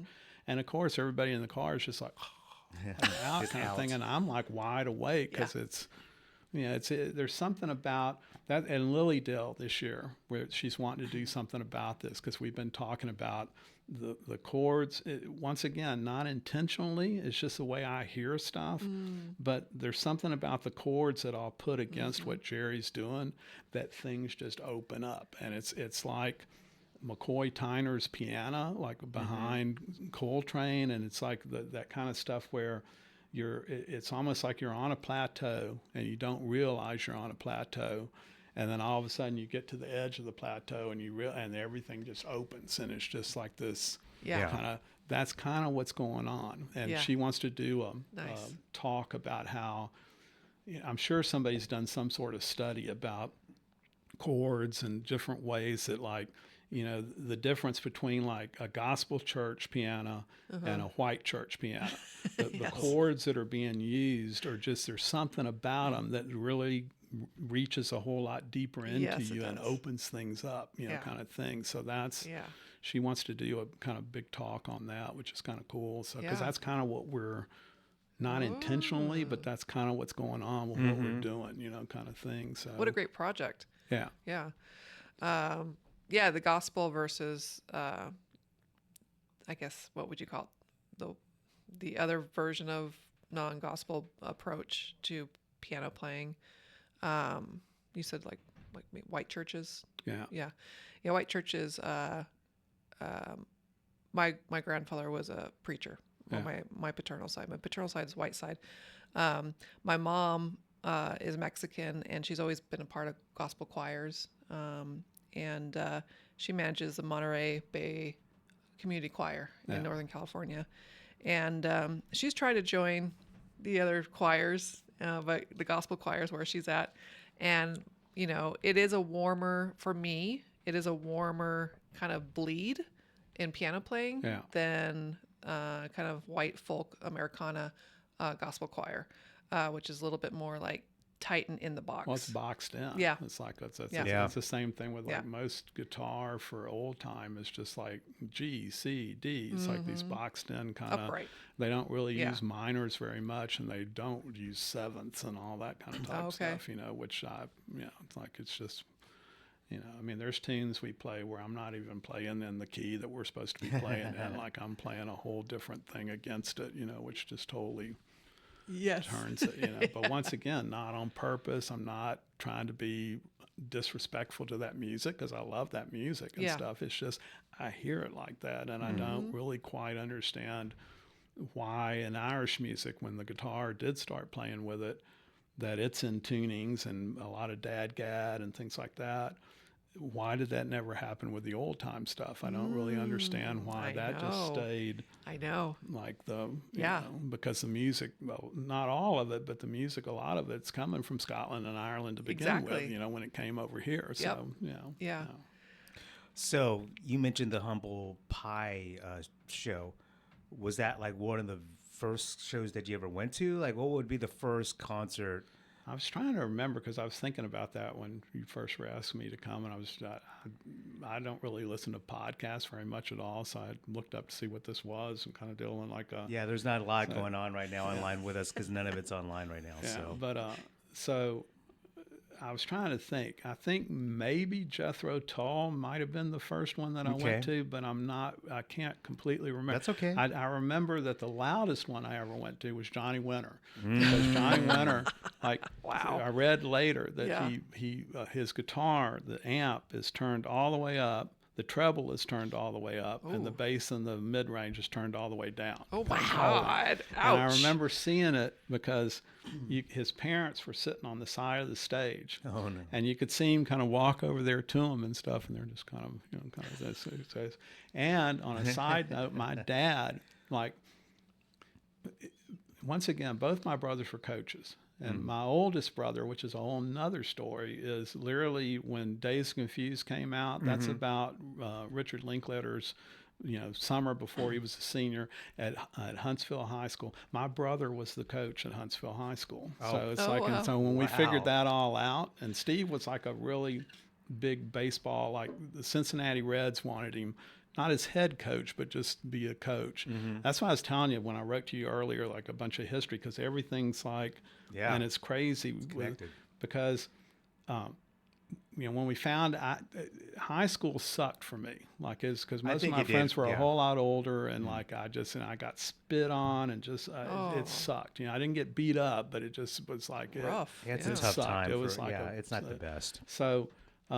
So the last thing I want to do is watch Dazed Confused about, I graduated in 74. This is supposed to be 76. I don't want to see any of this shit. I could care less kind of.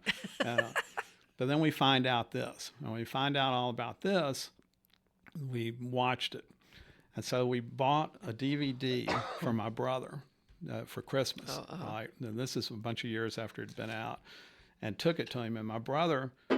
total football coach, you might get a sentence out of him, kind of thing. And we brought it in, I handed it to him. I said, hey, do you remember somebody named Richard Linklater?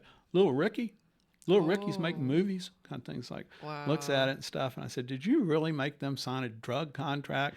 It's like, I don't remember. Kind of tell. I don't remember. But anyway, so my parents were really, really great, and they really, encouraged what was going on with me and stuff. My mom didn't get it at all, but she was always really encouraging and stuff. And I don't think my dad really did either, but I think that he was really happy that here came a kid that wasn't prom king and football and all that kind of, that all of a sudden here's somebody that's music and art and, more of this kind of stuff. And on a side note, literally mid '90s, like they're here, but they're both gone to but mid '90s, they finally sat me down and they were just like, well, we don't really, it's just not our orbit. We don't really get what's going on. We don't see you in magazines and stuff, but you're getting flown to Brazil and and you guys don't ever ask for money and y'all have been together this long. We're proud of you. Kind of thing. It's like, cool, kind of deal. So, but anyway, there used to be a show that would come on PBS that was like, it would be two artists. Like the first half would be one artist and then another. This is like early 70s. And one of the shows was Johnny Winter and Tom Waits. And it was when Tom Waits was playing guitar and kind of more not so completely out there like he got, which was great. And I'm laying on the floor watching it, and my dad would usually sit at the kind of kitchen bar behind me kind of watching it too and stuff. And I just remember like Johnny Winter comes on, and my dad's like, does he have a brother? Kind of thing. And I'm looking back at him like, what the, like, so, yeah, Edgar? Is that his brother? I was like, yeah, kind of things. I taught them in Beaumont. Like I taught history and stuff. And I was going, oh my God, my dad's cool. This is pretty freaking amazing. But anyway, I remember stuff like that. I don't know if I remember. Yeah. So the first one, but. So that was probably one of the first experiences, like listening to amplified music. Like yesterday's episode, we had Jamie Wellworth, who's a sound tech. And I mentioned something about the first show that I ever went to with amplified music or sound and having my ears ring for the first time the day after. I was young. Yeah. So it was just, what's this ringing in my ear? Yeah. I was like a preteen or a teenager. And just to have that, just experience that for the first time. I mean, I liked it. It was just, I don't know, it was interesting. So just to have that amplified music, not only was it loud, but you could just feel it in your chest. Oh, yeah. For the first time. In orchestral maneuvers in the Ark or wherever that band was, they played at Club Foot. And they literally had that freaking bass thing. So it was like you felt your heart. Yeah. I mean, it wasn't good. It was like, okay, this is not. This is not. And then I remember, like, Bad Mother Goose, we had a kid that was still in high school, was doing sound, that was, like, really into, like, a lot of the like, I can't even think now, Cypress before it was Cypress, and all those kind of bands like that, and like Schoolie D and all that kind of stuff. Yeah. But anyway, he was doing sound for us, and he would always crank that bass up. And I just remember, like, literally there was one club we were at where you're hearing it, and all of a sudden then you're hearing because he totally blown out. Like, oh, really? Like system they had. Boy. Yeah. Well, learning curves every day. Yeah. Just feeling that bass and just. I don't know, when you're a kid, like we were talking about this, because we're old enough to remember that, maybe aside from like, a boom box or whatever, like like a cassette player radio, we listen sometimes to music through a clock radio. Yeah. Right? Yeah. And then you go from that, and then by luck or saving up your money, like being able to go to a bigger show, just a show period for the first time. It's like night and day. Yeah. Yeah. Yeah. And I also remember this when I was younger, walking in front of the speakers and setting up shop. Like, I'm going to watch the concert, but I'm going to be in front of the speaker because I wanted to absorb it all. I was just so excited to absorb sound. Last time I did that, I'll never do that again because I think I was deaf for 2 weeks. I'm like, okay, eardrums are changing. Well, definitely Johnny Winter show was the first time my ears were ringing for after that. So, yeah. All treble, no mid-range or bass. I read that later. That's crazy. That is wild. So, when you were in the midst of, Bad Mother Goose and, and all the other bands that you were involved in, I mean, I know how I am, when I'm so busy working and just doing and being creative, will not go. And what I do is like it involves music, right? Sometimes well, from what I do, I mean, you have to be on top of your music and you have to buy music all the time. But there have been times when like I am just so focused on work that I'm not, buying records or Sure. consuming music or whatever. But when you were busy with everything back in the day, were you still like actively, going to record stores like Oh the yeah, Sound Exchange yeah, or wherever it definitely. may be to Yeah, buy yeah. records? I was definitely buying lots of records and stuff, and like, especially during Bad Mother, we were sampling a lot of stuff, so we were finding all kinds of crazy things to sample, and then I kind of learned how to like, oh wait, that's from that, I could pick out stuff from Right. like different rap records and like, Nice. Yeah, it's cool to have that ear, right? yeah, yeah. So, but yeah, I definitely did that, and then there was a period where, like early '90s, I guess maybe or something, where Bad Mother, we had, they thought we were going to be Sly and Family Stone for the '90s. And so we had Jack Nicholson's Lawyer, all this crazy shit was going on with us and all these bidding wars and all this, but they man. didn't know what to do with us because of how we looked. And the music was totally different than what we looked like and Yeah. what we were being up on stage. And like, so it was just like, like, so all the white crew would be just like, this is great. This is what, do they have any more stuff like Rev It Up, which is kind of more Beastie Boys kind of sounding. Yeah. And all the black crew was just like, this is great. This is great. But I don't know, but this is great, kind of just because it's like, well, okay, like what's going on here? What you got a problem? Then I don't have a problem. What's your problem? Kind Yeah. of, so it's just this. And, but anyway, I quit the libraries for a year because we were gone all the time and all that. So when I came back, anything to get back into the system, I just, anything. So I was working at the mail room and stuff with this really great guy who's once again here, but not here, Jim Kiki. And in the mail room, that's where PG was working. And PG has a really great thing that he does now called Epistrophe Arts that's here that brings a lot of the free jazz stuff. And they're really great. They really do amazing shows and all that. And that's a whole nother thing that's been pretty funny. But, I would be in there. And like I say, at the time, Love Supreme got a little bit much. But other than that, I like jazz and everything. Well, they were all full tilt into like, Sun Ra, all kinds of crazy free jazz and stuff. So I would hear this stuff all day long in the mail room, or like when I was there. And Jim would play things like the Motards and then John Zorn. And then, I mean, it's just all over the map, what you were hearing and stuff. So I remember going in there one day and I heard, and everybody's like working and stuff, and kind of thing. And it sounded like a mail truck in the loading dock or something. I couldn't quite figure out what. Yeah. And finally I was like, well, what is this kind of thing? And PG comes running with a CD that he had spent like close to $30 on. Oh, it's so-and-so. He's playing trombone in the New York subway. Isn't this great? Kind of thing. It's just like, what the hell? Kind of like, this is like the most... Throat singers. So then I remember talking to Jim. We'd gone to go see a dance performance in Houston because Beth ended up being the theater dance librarian at UT. She was actually a librarian. Like I worked at the libraries, but I wasn't, Yeah. didn't have a degree and stuff. And when we were coming back home, I started talking to Jim because Jim was like riding up front with me and stuff. And I just said, when do you listen to this stuff? Like, are you cleaning the house or like what? Because like you like this and I like this and you like this and I like this and you like this. And then you like this, it's got to be me. What am I missing? There's something here.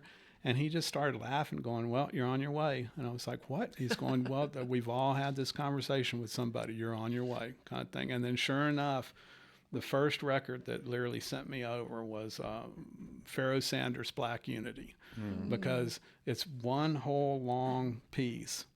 But you got so locked into the dun dun dun dun dun, dun the bass and all that kind of stuff that you don't even realize they're not playing that at all anymore. They're just screaming and hollering, and there's a bunch of racket kind of thing, right? And then you start. Then it's just like, oh shit, oh here we go, kind of deal, And it's just, So it's, that's what kind of sent me. I don't even know why we even started talking about this, but No, I mean, it's the evolution of yeah. where you started and where you.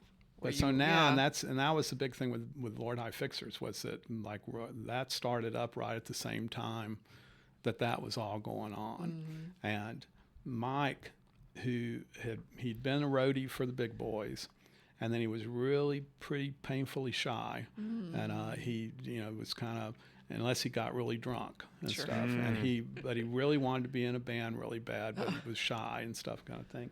And so Big Boys didn't break up. We just kind of quit playing, and then we just never got back together because we did that thing of going on tour for way too long, and you just are kind of tired of each other, and we need to take a break.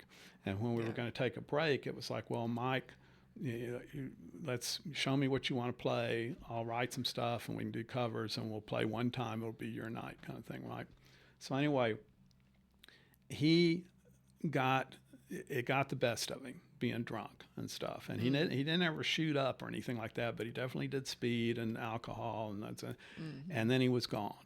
Like, and during So Bad Mother, he was gone. And the worst thing that happened was one time we were on tour, Bad Mother, and Mike's mom calls up the house and asks Beth, "Do you know where he is?" And Beth's like, "No," and she's like, "Well, he always told us, like, if you can't find me, call them, they'll know." And she's like, oh, kind of thing. So I'm telling you all that because of the importance of when Monkey Wrench happened. Like, Monkey Wrench is basically the third Poison 13 record. Is basically what that is, because it's a bunch of stuff that I'd written that never got recorded. Poison 13, here, people, in the middle of, what do you want to do? We're playing Spoonful and just this crazy blues stuff, and just so nobody really liked us. I mean, we had like 30 people that would come to the shows, and most people were not into what we were doing at all, kind of type thing. And so we were huge in Seattle, which I didn't believe until I got up there and did Monkey Wrench, and then realized, oh shit, kind of thing. Like, and once again, that thing we talked about way before. You never know. You don't have a clue. The podcast that you guys are doing, some kid could listen to it one time and like, well, I can do that. And then 30 years from now, there's some big famous podcast going on, and they start talking about listening to you guys, and that's what started it. Like, you just I know that. Yeah. You don't have a clue. So anyway, Mike came back. And when he came back, it was just so amazing. And he basically was like, well, I kind of want to do another band, which I was shocked, kind of thing. And he wanted to do Lord High Fixers. And Lord High Fixers, the name is a hacker's term for if you can't find the problem, if you can't find the answers, you go to the Lord High Fixer. And if you can't find the answer there, sorry, kind of deal. Nice. So it was this band that, it was Stephanie and Andy. Andy was in Sugar Shack. Stephanie was later in Sugar Shack and stuff. It was a bunch of older people, and Robbie and stuff, and we'd all been in bands before. We didn't really care what was going to happen. It was just this celebration of like, oh my God, here's somebody that you thought might have passed and was gone, and they're back, and you get a second chance. And I get choked up thinking about it, but it's just true. This could be the last time the three of us are sitting here at this table. So you better frickin' celebrate, hug each other, and just, so shows were just these celebrations. Like, I could care less if you think I can play or not. I don't care. It's like, this is the last time I might get to be up here on stage with my friends. And so shows were crazy and just nuts, and and the whole free jazz thing was in there, and just just on and on and on. It really changed all the people that were in that band and all the kind of close-knit people around it. It changed all of us, kind of where we look at everything a whole lot different now, and just a lot of things that happened in that band were the stuff where you're reading a book and you read that sentence, and it's just like, oh, well, that's how you say that, because it's something you've always felt, but you just never were able to kind of like convey it or verbalize it, right? Yeah. So that's why that's, and when people ask me now, they always think Big Boys, but it's like, no, Lord High Fixers is the one that literally, that's what really completely turned me around and changed a lot of stuff. So an awakening to, our mortality, and it's just, there's no guarantees. And so for me, it's like just a reminder to always live in the present, no matter what's happening. No, that's exactly what it is. Yeah. So, and it's funny too because we had like, John Spencer calls, and so wants us to go on tour with him because the shows were pretty freaking nuts and crazy. Yeah. And I don't know if any of you saw us or not, but like it was just this whole free for all, here we go kind of thing. And it's funny because in Japan, like the reason all those bands are so great is because first note, first song, grand finale, and we're going up from there. And that's what they're like, I think. And that's kind of what we were like, kind of thing. So like over here, we stuck out like a sore thumb. Yeah. When we went to Japan, we were right in with everybody else kind of thing. But so people would hear about these shows, and your imagination, obviously makes it like, oh my God, and we weren't trying to be Trail of the Dead or anything like that, but things would fly and guitars would get thrown across the club and just, oh, there's my friend. Oh my God, here, take the guitar. You be part of it. And the thing is once you've stepped across that line, you can't go back. No. So when Monkey Wrench started playing again, like Mark and them were, don't come over here and hug me. And it's just like, well, I don't know what's going to happen, And when we played at Wembley with Pearl Jam, one of the things I did was I jumped off the stage and handed my guitar to the first person in the crowd, and just like, we're at Wembley. Isn't this fucking nuts? Like here, because it's that. It's like the celebration of what is going on right now kind of thing, right? Yeah. So anyway, John Spencer's calling and wants us to go on tour. And I'm like, well, thanks and everything, but no, we, the half of us are in Houston, half of us are here. We've got jobs and all this kind of stuff, and you could hear him like saying like, well, Tim, this is like a big deal for you guys. You could like, and it's like, we don't care. We don't really worry about that kind of stuff. If you want to see us, when are you playing here, and we'll play, kind of type thing. It was, just this, I don't know. It was a totally different idea and approach, kind of thing. Yeah. So which. Yeah. No, I like it. It's like your priorities are in check. Yeah. Yeah. I forgot which DJ said this, but and it always stayed with me that he approached every set that he did like it was going to be his last. Yeah. Not never to phone it in or whatever, because you never know. Yeah. You just don't know. I mean, And you don't. I mean, considering all the different people that have been passing lately and stuff, it's just like you don't have a clue what you don't know who's going to be next or what's going on. So you better frickin' celebrate your time here. So that's awesome. It is. It is. Nice, profound. Take it all. Yeah, take it all Stamp. in. Right. Just take in every moment, and that's something that I try to do. Every time I either play out or even if it's something that has nothing to do with DJing, for example, like, this past weekend when I was in California, aside from the DJing, I was able to kind of walk up and down the coast in San Francisco, and I was able to just take photos and just experience just hearing the ocean and breathing in,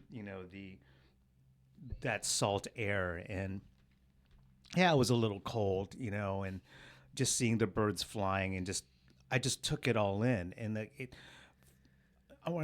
wasn't probably until like 10 years ago or 15 years ago when I didn't live like that, where I was just like, okay, I'm here, whatever, you know what I mean? Now I'm really taking everything in, because you never know. I mean, that was probably the last time I'll ever be in San Francisco. You know what I mean?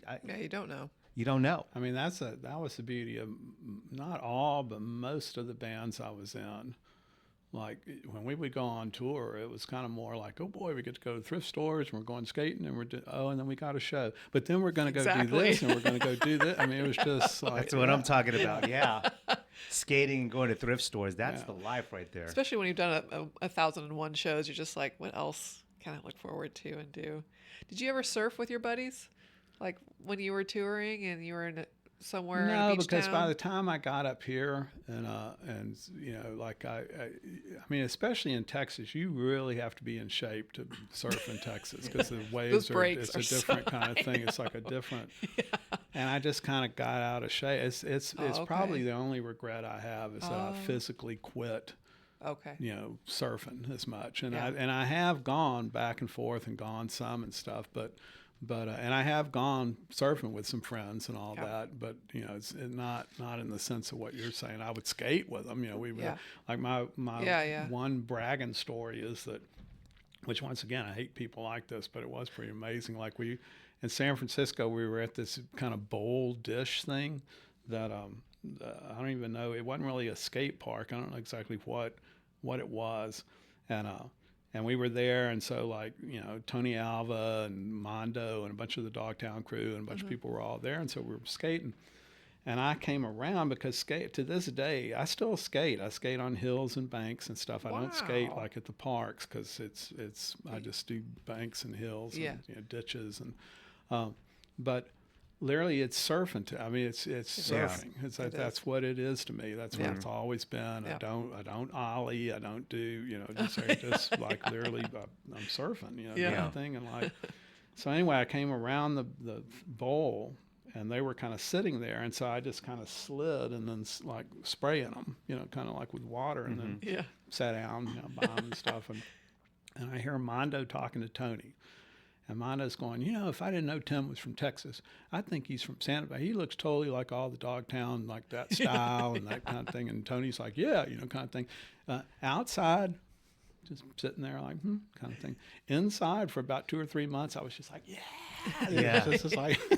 It's very cool. It goes back to what we were saying about, just you and Matt Hoffman, you're from Texas and Matt, from Oklahoma, and just being just influential. And, and if you didn't know better, I would think if I didn't know better that, oh yeah, Tim's from Southern California and Matt's probably from the same area as well. But no, they're from... Well, Texas always had like a different... Especially back then. I mean, it probably still does. I'm super out of the loop right now with all what's kind of going on with the, like I haven't really been going out to clubs. I know there's a lot of new bands that are really great, and I feel kind of hypocritical because I'm constantly telling people they need to go see new bands, but then we don't really go.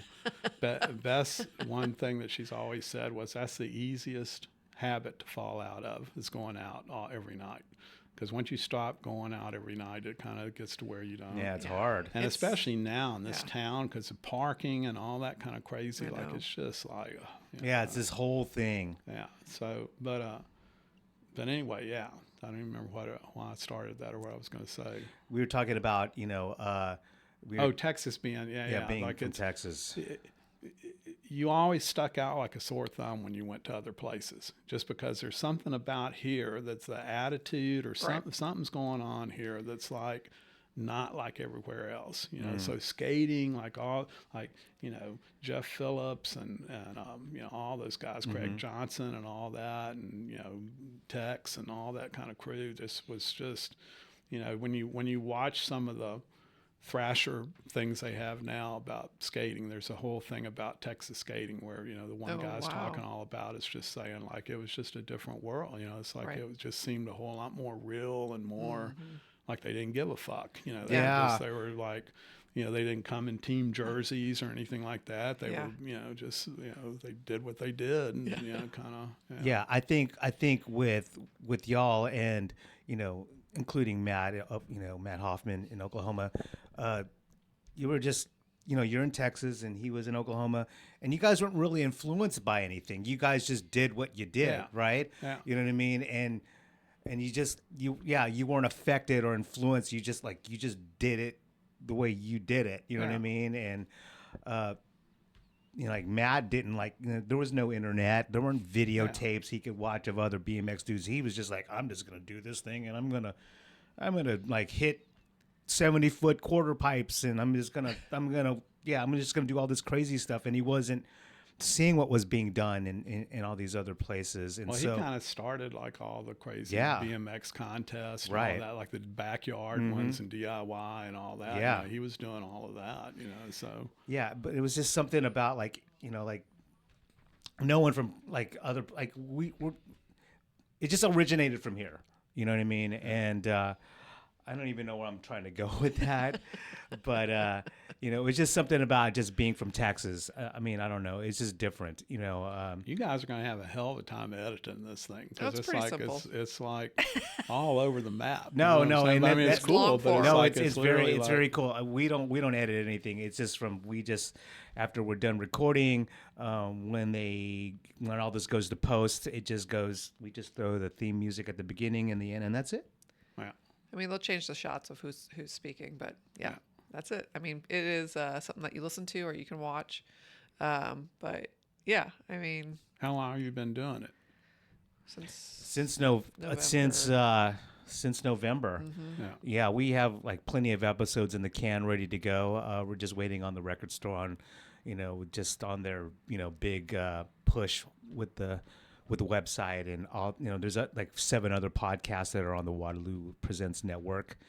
But Rachel and I have known each other for like 25, 26 years now, and so we're really close friends, and so when, we hang out all the time, and so when we do talk.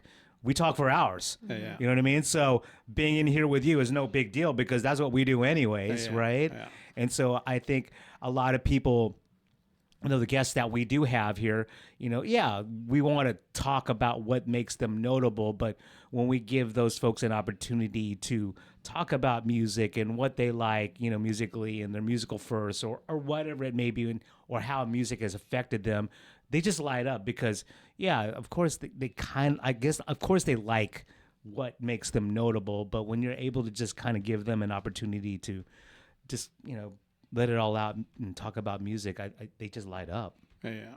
Yeah. And I don't know when was the last time they talked shop. And I think that's kind of like a lost art in a way. It's just talking shop. And we used to do it all the time, and now life's different, and so it's good to sit in almost an analog kind of set of just talking without any kind of formation of anything, just it's organically where it goes. Yeah, none of this is And- scripted. I mean, I did my due diligence, and I just made sure. Okay, like I don't want to walk in here completely like, I already knew who you were, right? Yeah. And just, and just your importance here in Austin, Texas. What's funny about that is like I'm the first person in the crowd to be like, "Who the fuck are you? Like what kind of?" Like they wanted me to come and talk like.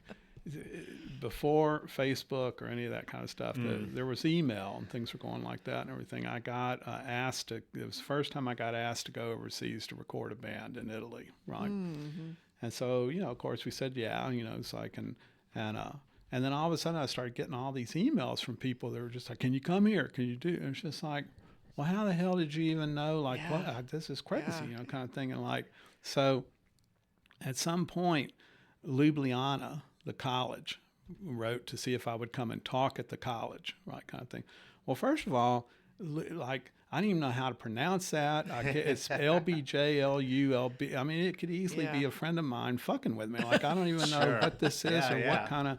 So I didn't really answer, and then they wrote again, and then I realized, no, this is really happening and kind of type thing. And so the gist of this is they wanted me to come and talk about me, and I was just like, well, once again, I'd be the first person in the crowd, like, who the fuck are you? Who like kind of. So I just said, if you want me to come and do questions and answers, sure, I'll come and do that. But I'm not going to get up on stage and I'm Tim Kerr, blah, blah, blah, blah, because it's just, like what? Yeah. So that's what we ended up doing. Yeah. So it was pretty amazing. And there was probably 200 something people there and stuff. And it was funny because they had me up on stage with an interpreter. And so the first thing I did was I put the chair down with everybody instead of being up above everybody kind of type thing. And then like they would ask stuff like, well, it's hard to get your music over here. So why are you so against major labels and stuff? And then, you guys have been around me enough now to know that I kind of turn words and I kind of, and I would turn it and I would say to them like, well, you just answered your question. Like when you're on a major, it's not your music anymore. Yeah. And you literally see people like, writing it down. It was like the craziest. And even Beth, like at the end of it, she goes, well, I'm even impressed, kind of thing. Yeah. Nice. Do you find it just wild that people like approach you to like just to bring you in and to have you just like talk? Do you find that wild? Like, me? Really? Me? You know? Yeah, kind of. But I mean, at the same time, I don't really think about it that much. Like, I just don't. You just do it. And I don't really like hearing stuff like, oh, legend, and all that kind of stuff. It's like, I'm super honored, but it's kind of uncomfortable too No, to I'm hear with you. that I'm because with it's you. not. And then also, for the most part, that doesn't really. I mean, this sounds horrible because I don't know exactly how to say this in words and stuff. Because once again, I'm super honored and all that, but it really doesn't equate to anything. Like nothing's. No. Like we don't. Like. I think a lot of people a lot of times think that when they see somebody on the cover or something, not that I've been on the cover of a bunch of stuff, but look, see people on covers or things like that, oh man, you've got it made now. You were in Juxtapose, you got it made. It's like, no, I mean, it was cool, but nothing, nobody called me up after that. Nobody's like, I had a show at Rosa Parks. I didn't have anything to do with Juxtapose, but nobody's calling me after that. There's no museums here that are trying to get me to have a show, but you're a legend, kind of just like the craziest thing. So I don't really pay attention to it. Yeah, it's like, and I'm not like this. It's just, I don't know how to say it. It's not that it's meaning, but it's just a different kind of. And the thing about the money thing is, I think a lot of kids like start bands and stuff thinking that they're or the art thing, they think they're gonna make all this money and that you've got, and they don't realize, like, okay, say Mudhoney. When Mudhoney, at the height of Mudhoney, when they were on the cover of every freaking magazine in Europe and all this kind of stuff, they're all working at Fantagraphics, like stuff in magazines. They don't. Oh, were they? Nobody's making any piles of money. Nobody can buy a house and all this kind of thing. And the craziest one of those is when I came back from Bad Mother and just started working at anything I could do. I had 3 different jobs. I was working at the mailroom. I was working at AV again at UGL, and then I was doing stained glass because I'd done stained glass when I first got out of college and everything. And at one point, Bonnie Raitt came in to where we were working at stained glass, and the stained glass place was like, it's not some place you would take your mom to or something. It's just like this. There's no air conditioning. There's just glass everywhere, all this kind of thing. But it was great. Kathleen, Studio K, she's great, and stuff she makes is really wonderful. Nice. But anyway, Bonnie Raitt comes in, and there's like 2 of us there working, and Kathleen's introducing people, and and Tim's a musician, kind of type thing. So now everything's geared to me because I'm a musician and I know what's going on with, same as Bonnie Raitt and kind of stuff. So Bonnie's like talking to me and stuff. And at some point, I swear to God, this is like late 90s. And she says to me, like, she goes, man, this is great because I've just now been able to afford to get some nice stuff in a house and stuff. And I'm thinking, like, I've known about this woman since I was in high school, like from the early 70s, and she's won Grammys and all this kind of stuff. Yep. Even at that level, oh my God, this is crazy, kind of thing. And you know what I'm saying? So I think a lot of people's reality of what all this really is just completely wrong. Yeah. It's like, they see where me and Beth live, and we don't have a mansion or anything, but we got a nice house, and we've been there since 83. I think we moved into that house, and then her brother-in-law bought it, and we rent to own, until we finally paid it off and all this stuff. But and then we added on and kind of type stuff. So people think that that's all because of the bands I was in, the bands I recorded, and all this kind of stuff. No, this is because we worked at UT and stuff. None of this is like coming from, like, this isn't. I don't know. It's just a crazy thing. Yeah. It's interesting because there's the perception of yourself, right, and the perception that people have of you, and it's not really. Like, maybe it's in the middle. Maybe. I mean, I don't know. Like, people just have a weird perception of me. You know what I mean? And I'm not. And I hate even saying that, but sometimes I'll hear things, or people will say things, and I'm just like, I don't see myself that way. Sure. Right? Yeah. You know what I mean? Like, I deal with it. Also, that's not me at all. But I know. I'm not going to sit here and argue with you, so whatever. Yeah, yeah. But if you think I'm this, okay, well, all right, go, go with it or whatever. But, I mean, I deal with the same shit everyone does, you know what I mean? And, I'm not, like us, all, like, all three of us here, we're not A-list celebrities or anything like that. And I just find it funny, just because maybe, you won like a Chronicle Award or whatever, you just the accolades or whatever, and let's just use the Austin Chronicle poll or like an award or whatever, when you win one of those, it's not like immediately after all these people are gonna start banging on your door. Yeah. Hey, No. come, Yeah. we want you to start DJing, or Tim, we want you to, paint the side of this massive building or whatever. That just never happens. Well, I was on the cover one time, and literally like that week went into some place where it's all sitting there. Nobody's like, oh, that's you kind of thing. Like, yeah, they don't put two and two it's together. Like, I need this. whatever. I'm moving. I got to use all and this once paper. again, you're honored that stuff happens, but it's just not. Yeah.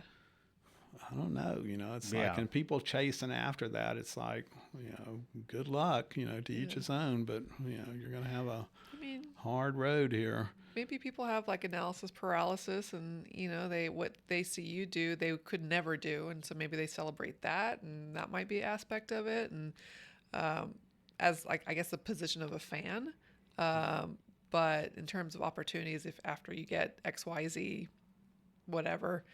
Yeah, it's almost kind of like a lot of actors when they win the Oscar, they're just like sitting in my bathroom.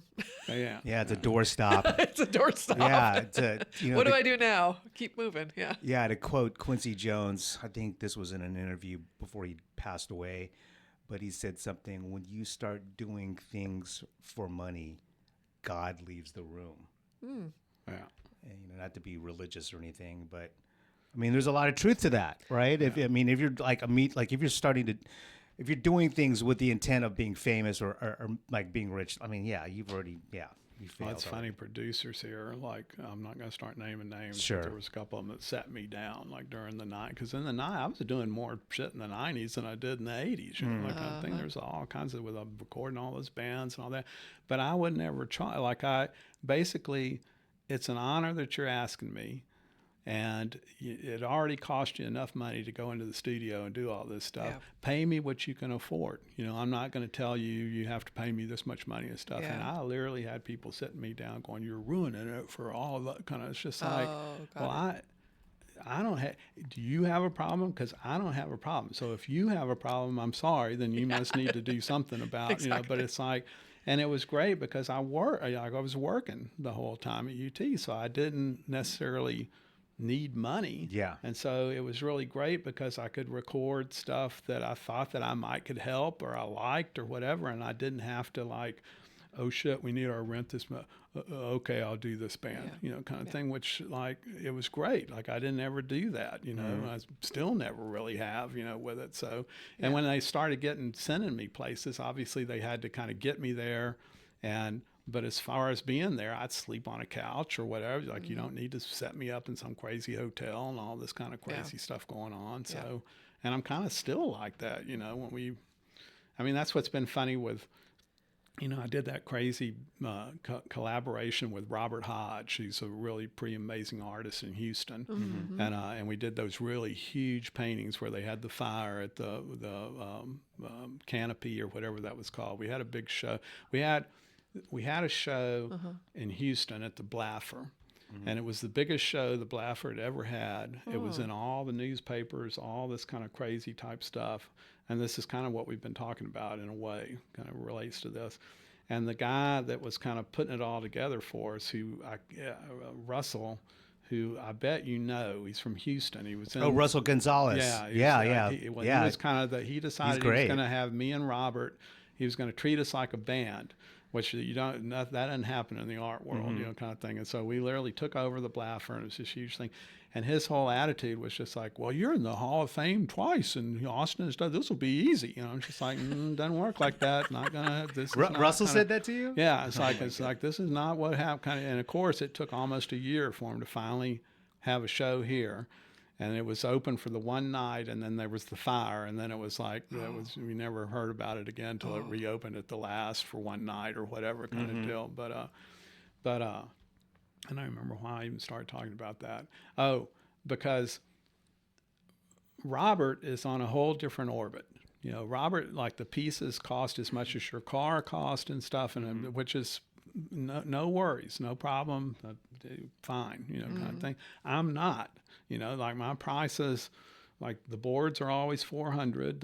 My stuff is like, you know, in a lot of people's mind, it's still expensive, but in the art world, I'm super cheap, you know, compared to, and they could gripe at me about it and all this kind of stuff. It's just, that's the way things are going to be. Yeah. And a lot of the places that I show at, like they're not going to be able to cart these great big huge paintings and send this back and all this kind of stuff. So it's been like a different, you know, trying to explain to them like, well, I have connections here, but it's not going to be, they're not going to pay to ship all this stuff here and there, and it's a different, you know, world kind of thing. I don't know why we even start talking about that, but anyway. Yeah. Well, it's just a misconception of being celebrated and getting these kudos. And then people think that you're riding high on the hog. Yeah, no, yeah, exactly. And that's not the reality. Yeah, that, you know.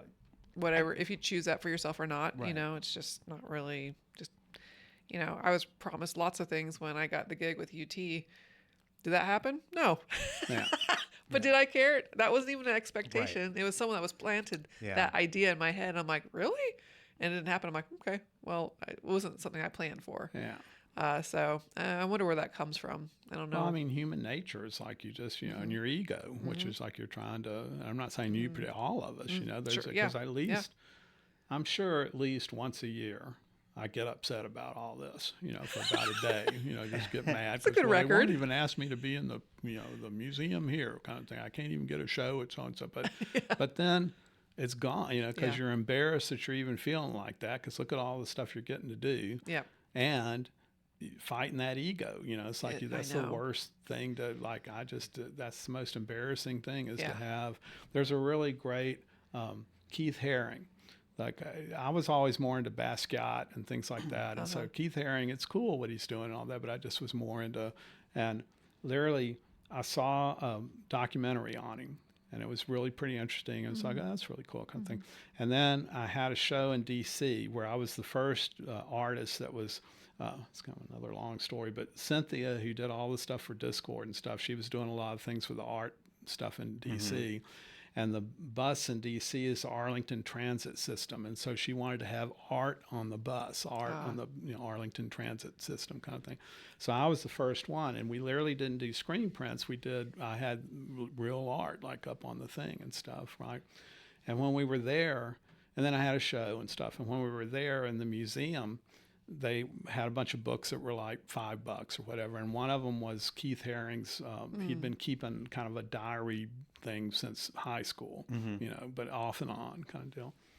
And the most amazing thing in it to me that I've never ever forgotten is that, like, at the height of when he's at the end of him, when he's literally painting a hospital in Norway or Denmark or wherever, he's painting a children's hospital and stuff, his attitude through this whole book, and even at the end, it's just like, art form doesn't think what I'm doing is art. I think it's just like, well, what the hell? Look where you are. Like, oh my God, like step outside for a second and realize all the shit you're getting to do. And you're worried about that, you know, like, oh my God, like this is crazy. You know? So I think about that, you know, a lot of times too. Yeah. So I mean, ego always ruins the party. Yeah. Right. Yeah. I mean, check yourself before you wreck yourself. I mean, in a lot of ways, you know, Tim, what you've been able to do throughout your life and where you are now. I mean, you basically hit the lottery, because what are the chances of that happening, right? Yeah. I mean, I'm very, you know, I'm very grateful that I'm able to make a living doing what I do. You know what I mean? Because when I, you know, little did I know when I was still living with my parents and I was, you know, and I took my dad's, you know, home stereo turntable and I got a mixer and just the few records that I did have, you know, and just tinkering around with that stuff in my, you know, in my bedroom as a kid. Little did I know that I would be able to make a living at it. You know what I mean? Whether it's like at a very high level or just enough to pay the bills. Like I just feel like very, very, very lucky. Well, I mean, I think we all cut our teeth and showing up and doing whatever we're passionate about. And there's 10 people in the audience and it doesn't matter because you're happy doing what you're doing. And so whether it's 10 people or 100,000 people or the internet, whoever's watching out in the world. It's just like, it doesn't, you keep showing up because you're firstly interested in the art of it. And second, everything else is supplemental. It's just, whatever. It's not what's important. Yeah. And then the ego it's icing comes on in. the cake. Yeah. It's I mean, how I approach things, with social media and stuff like that, creating like a post or whatever, where I'm composing I'm tweaking out a photo and fixing the composition of it and posting it online. I just post it up there and I just walk away. Right. It's more about being able to like be creative and put out a photo online. I don't really necessarily care whether or not a ton of people like it. Right. Because if you're just focusing on that, if you're just doing it for likes or, attention, I mean, I don't know. I don't care about that. I just want to create. Well, that's the thing, is to be like, that's especially when like the MTV and all that kind of stuff started up and everything kind of changed to what we've got now, kind of deal. There was a lot of people starting bands because they thought, oh, I'm going to make a bunch of money. I'm going to make a name. I'm going to be all the girls. Well, good luck. It's like to each his own. But, it's going to be a hard one there. So right. Yeah. It makes it harder. Yeah. Can you imagine what it was like in Seattle? Back in the early '90s when your Mud Honeys and your Nirvanas and Pearl Jams and Mother Love Bones and just all these, sub pop bands and, oh my and gosh, just, you're taking me back. Just this feeding frenzy, or like maybe bands in Seattle are thinking, okay, I'm going to be the next one. You know what I mean? Well, there was a period where Austin, they thought we were going to be, that too. It was ridiculous, kind of yeah. thing. There's no music industry, or at least Yeah. at the time, there wasn't any music industry here, any kind of, and they were all like, well, we're going to be the next big, which is just like, well, whatever. Third Coast. Whatever, yeah.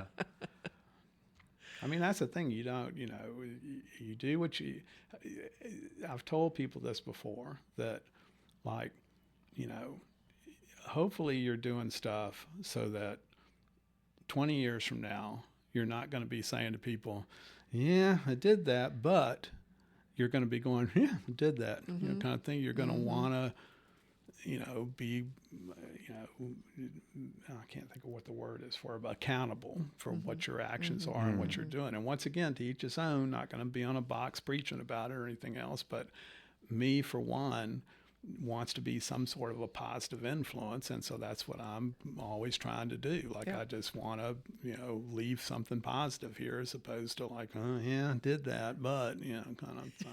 Yeah. Well, thank you for hanging out with us and chatting. Of course. Yeah, thank you so much for being generous with your time. Tim, let us know how, or let everyone know listening, where they can find you online. You can go to MoveTK on Instagram, so MoveTK, and then I'm on Facebook. I think it's just Tim Kerr on there. And then there is a site, but I put everything on Facebook and Instagram now. Okay. But somebody in Spain started up a site on me because they decided that I needed to have, they saw Monkey Wrench play in Spain, and I was in Rolling Stone there or something, I don't know what, and the guy decided I need to have something. And so it's pretty freaking extensive, and it's like all the bands that I've recorded and all this kind of crazy. And there's art, but it's kind of the older, stuff. So if you want to keep up, normally, like what's going on, like, 2 weeks we're playing at such and such kind of thing, then go to Instagram or Facebook. So, yeah. All And the right. Instagram thing, you're talking about numbers. The funny thing about that was we went to Policon that happened in Denton. We went up there because I'm really into Polaroids and kind of bleaching the Polaroids yeah. and all that kind wow, of stuff. yeah. And there was a kid there, we were talking, and he wanted to follow me, kind of thing. So I, handed him the phone so he could see what kind of thing. And I never even thought about this or anything, but it was funny because Beth was laughing because I heard him saying to his girlfriend at the time, like, I'm sitting next to somebody that's got 15,000 followers. It's just like, what in the? Yeah, it's wild. I know. Yeah, perception. What they is value. Yeah. It's perception reality. Yeah, right. That's so funny. Tim, thank you so much. Yeah. Thank really you. appreciate it. Thanks for being on the Sound of First podcast.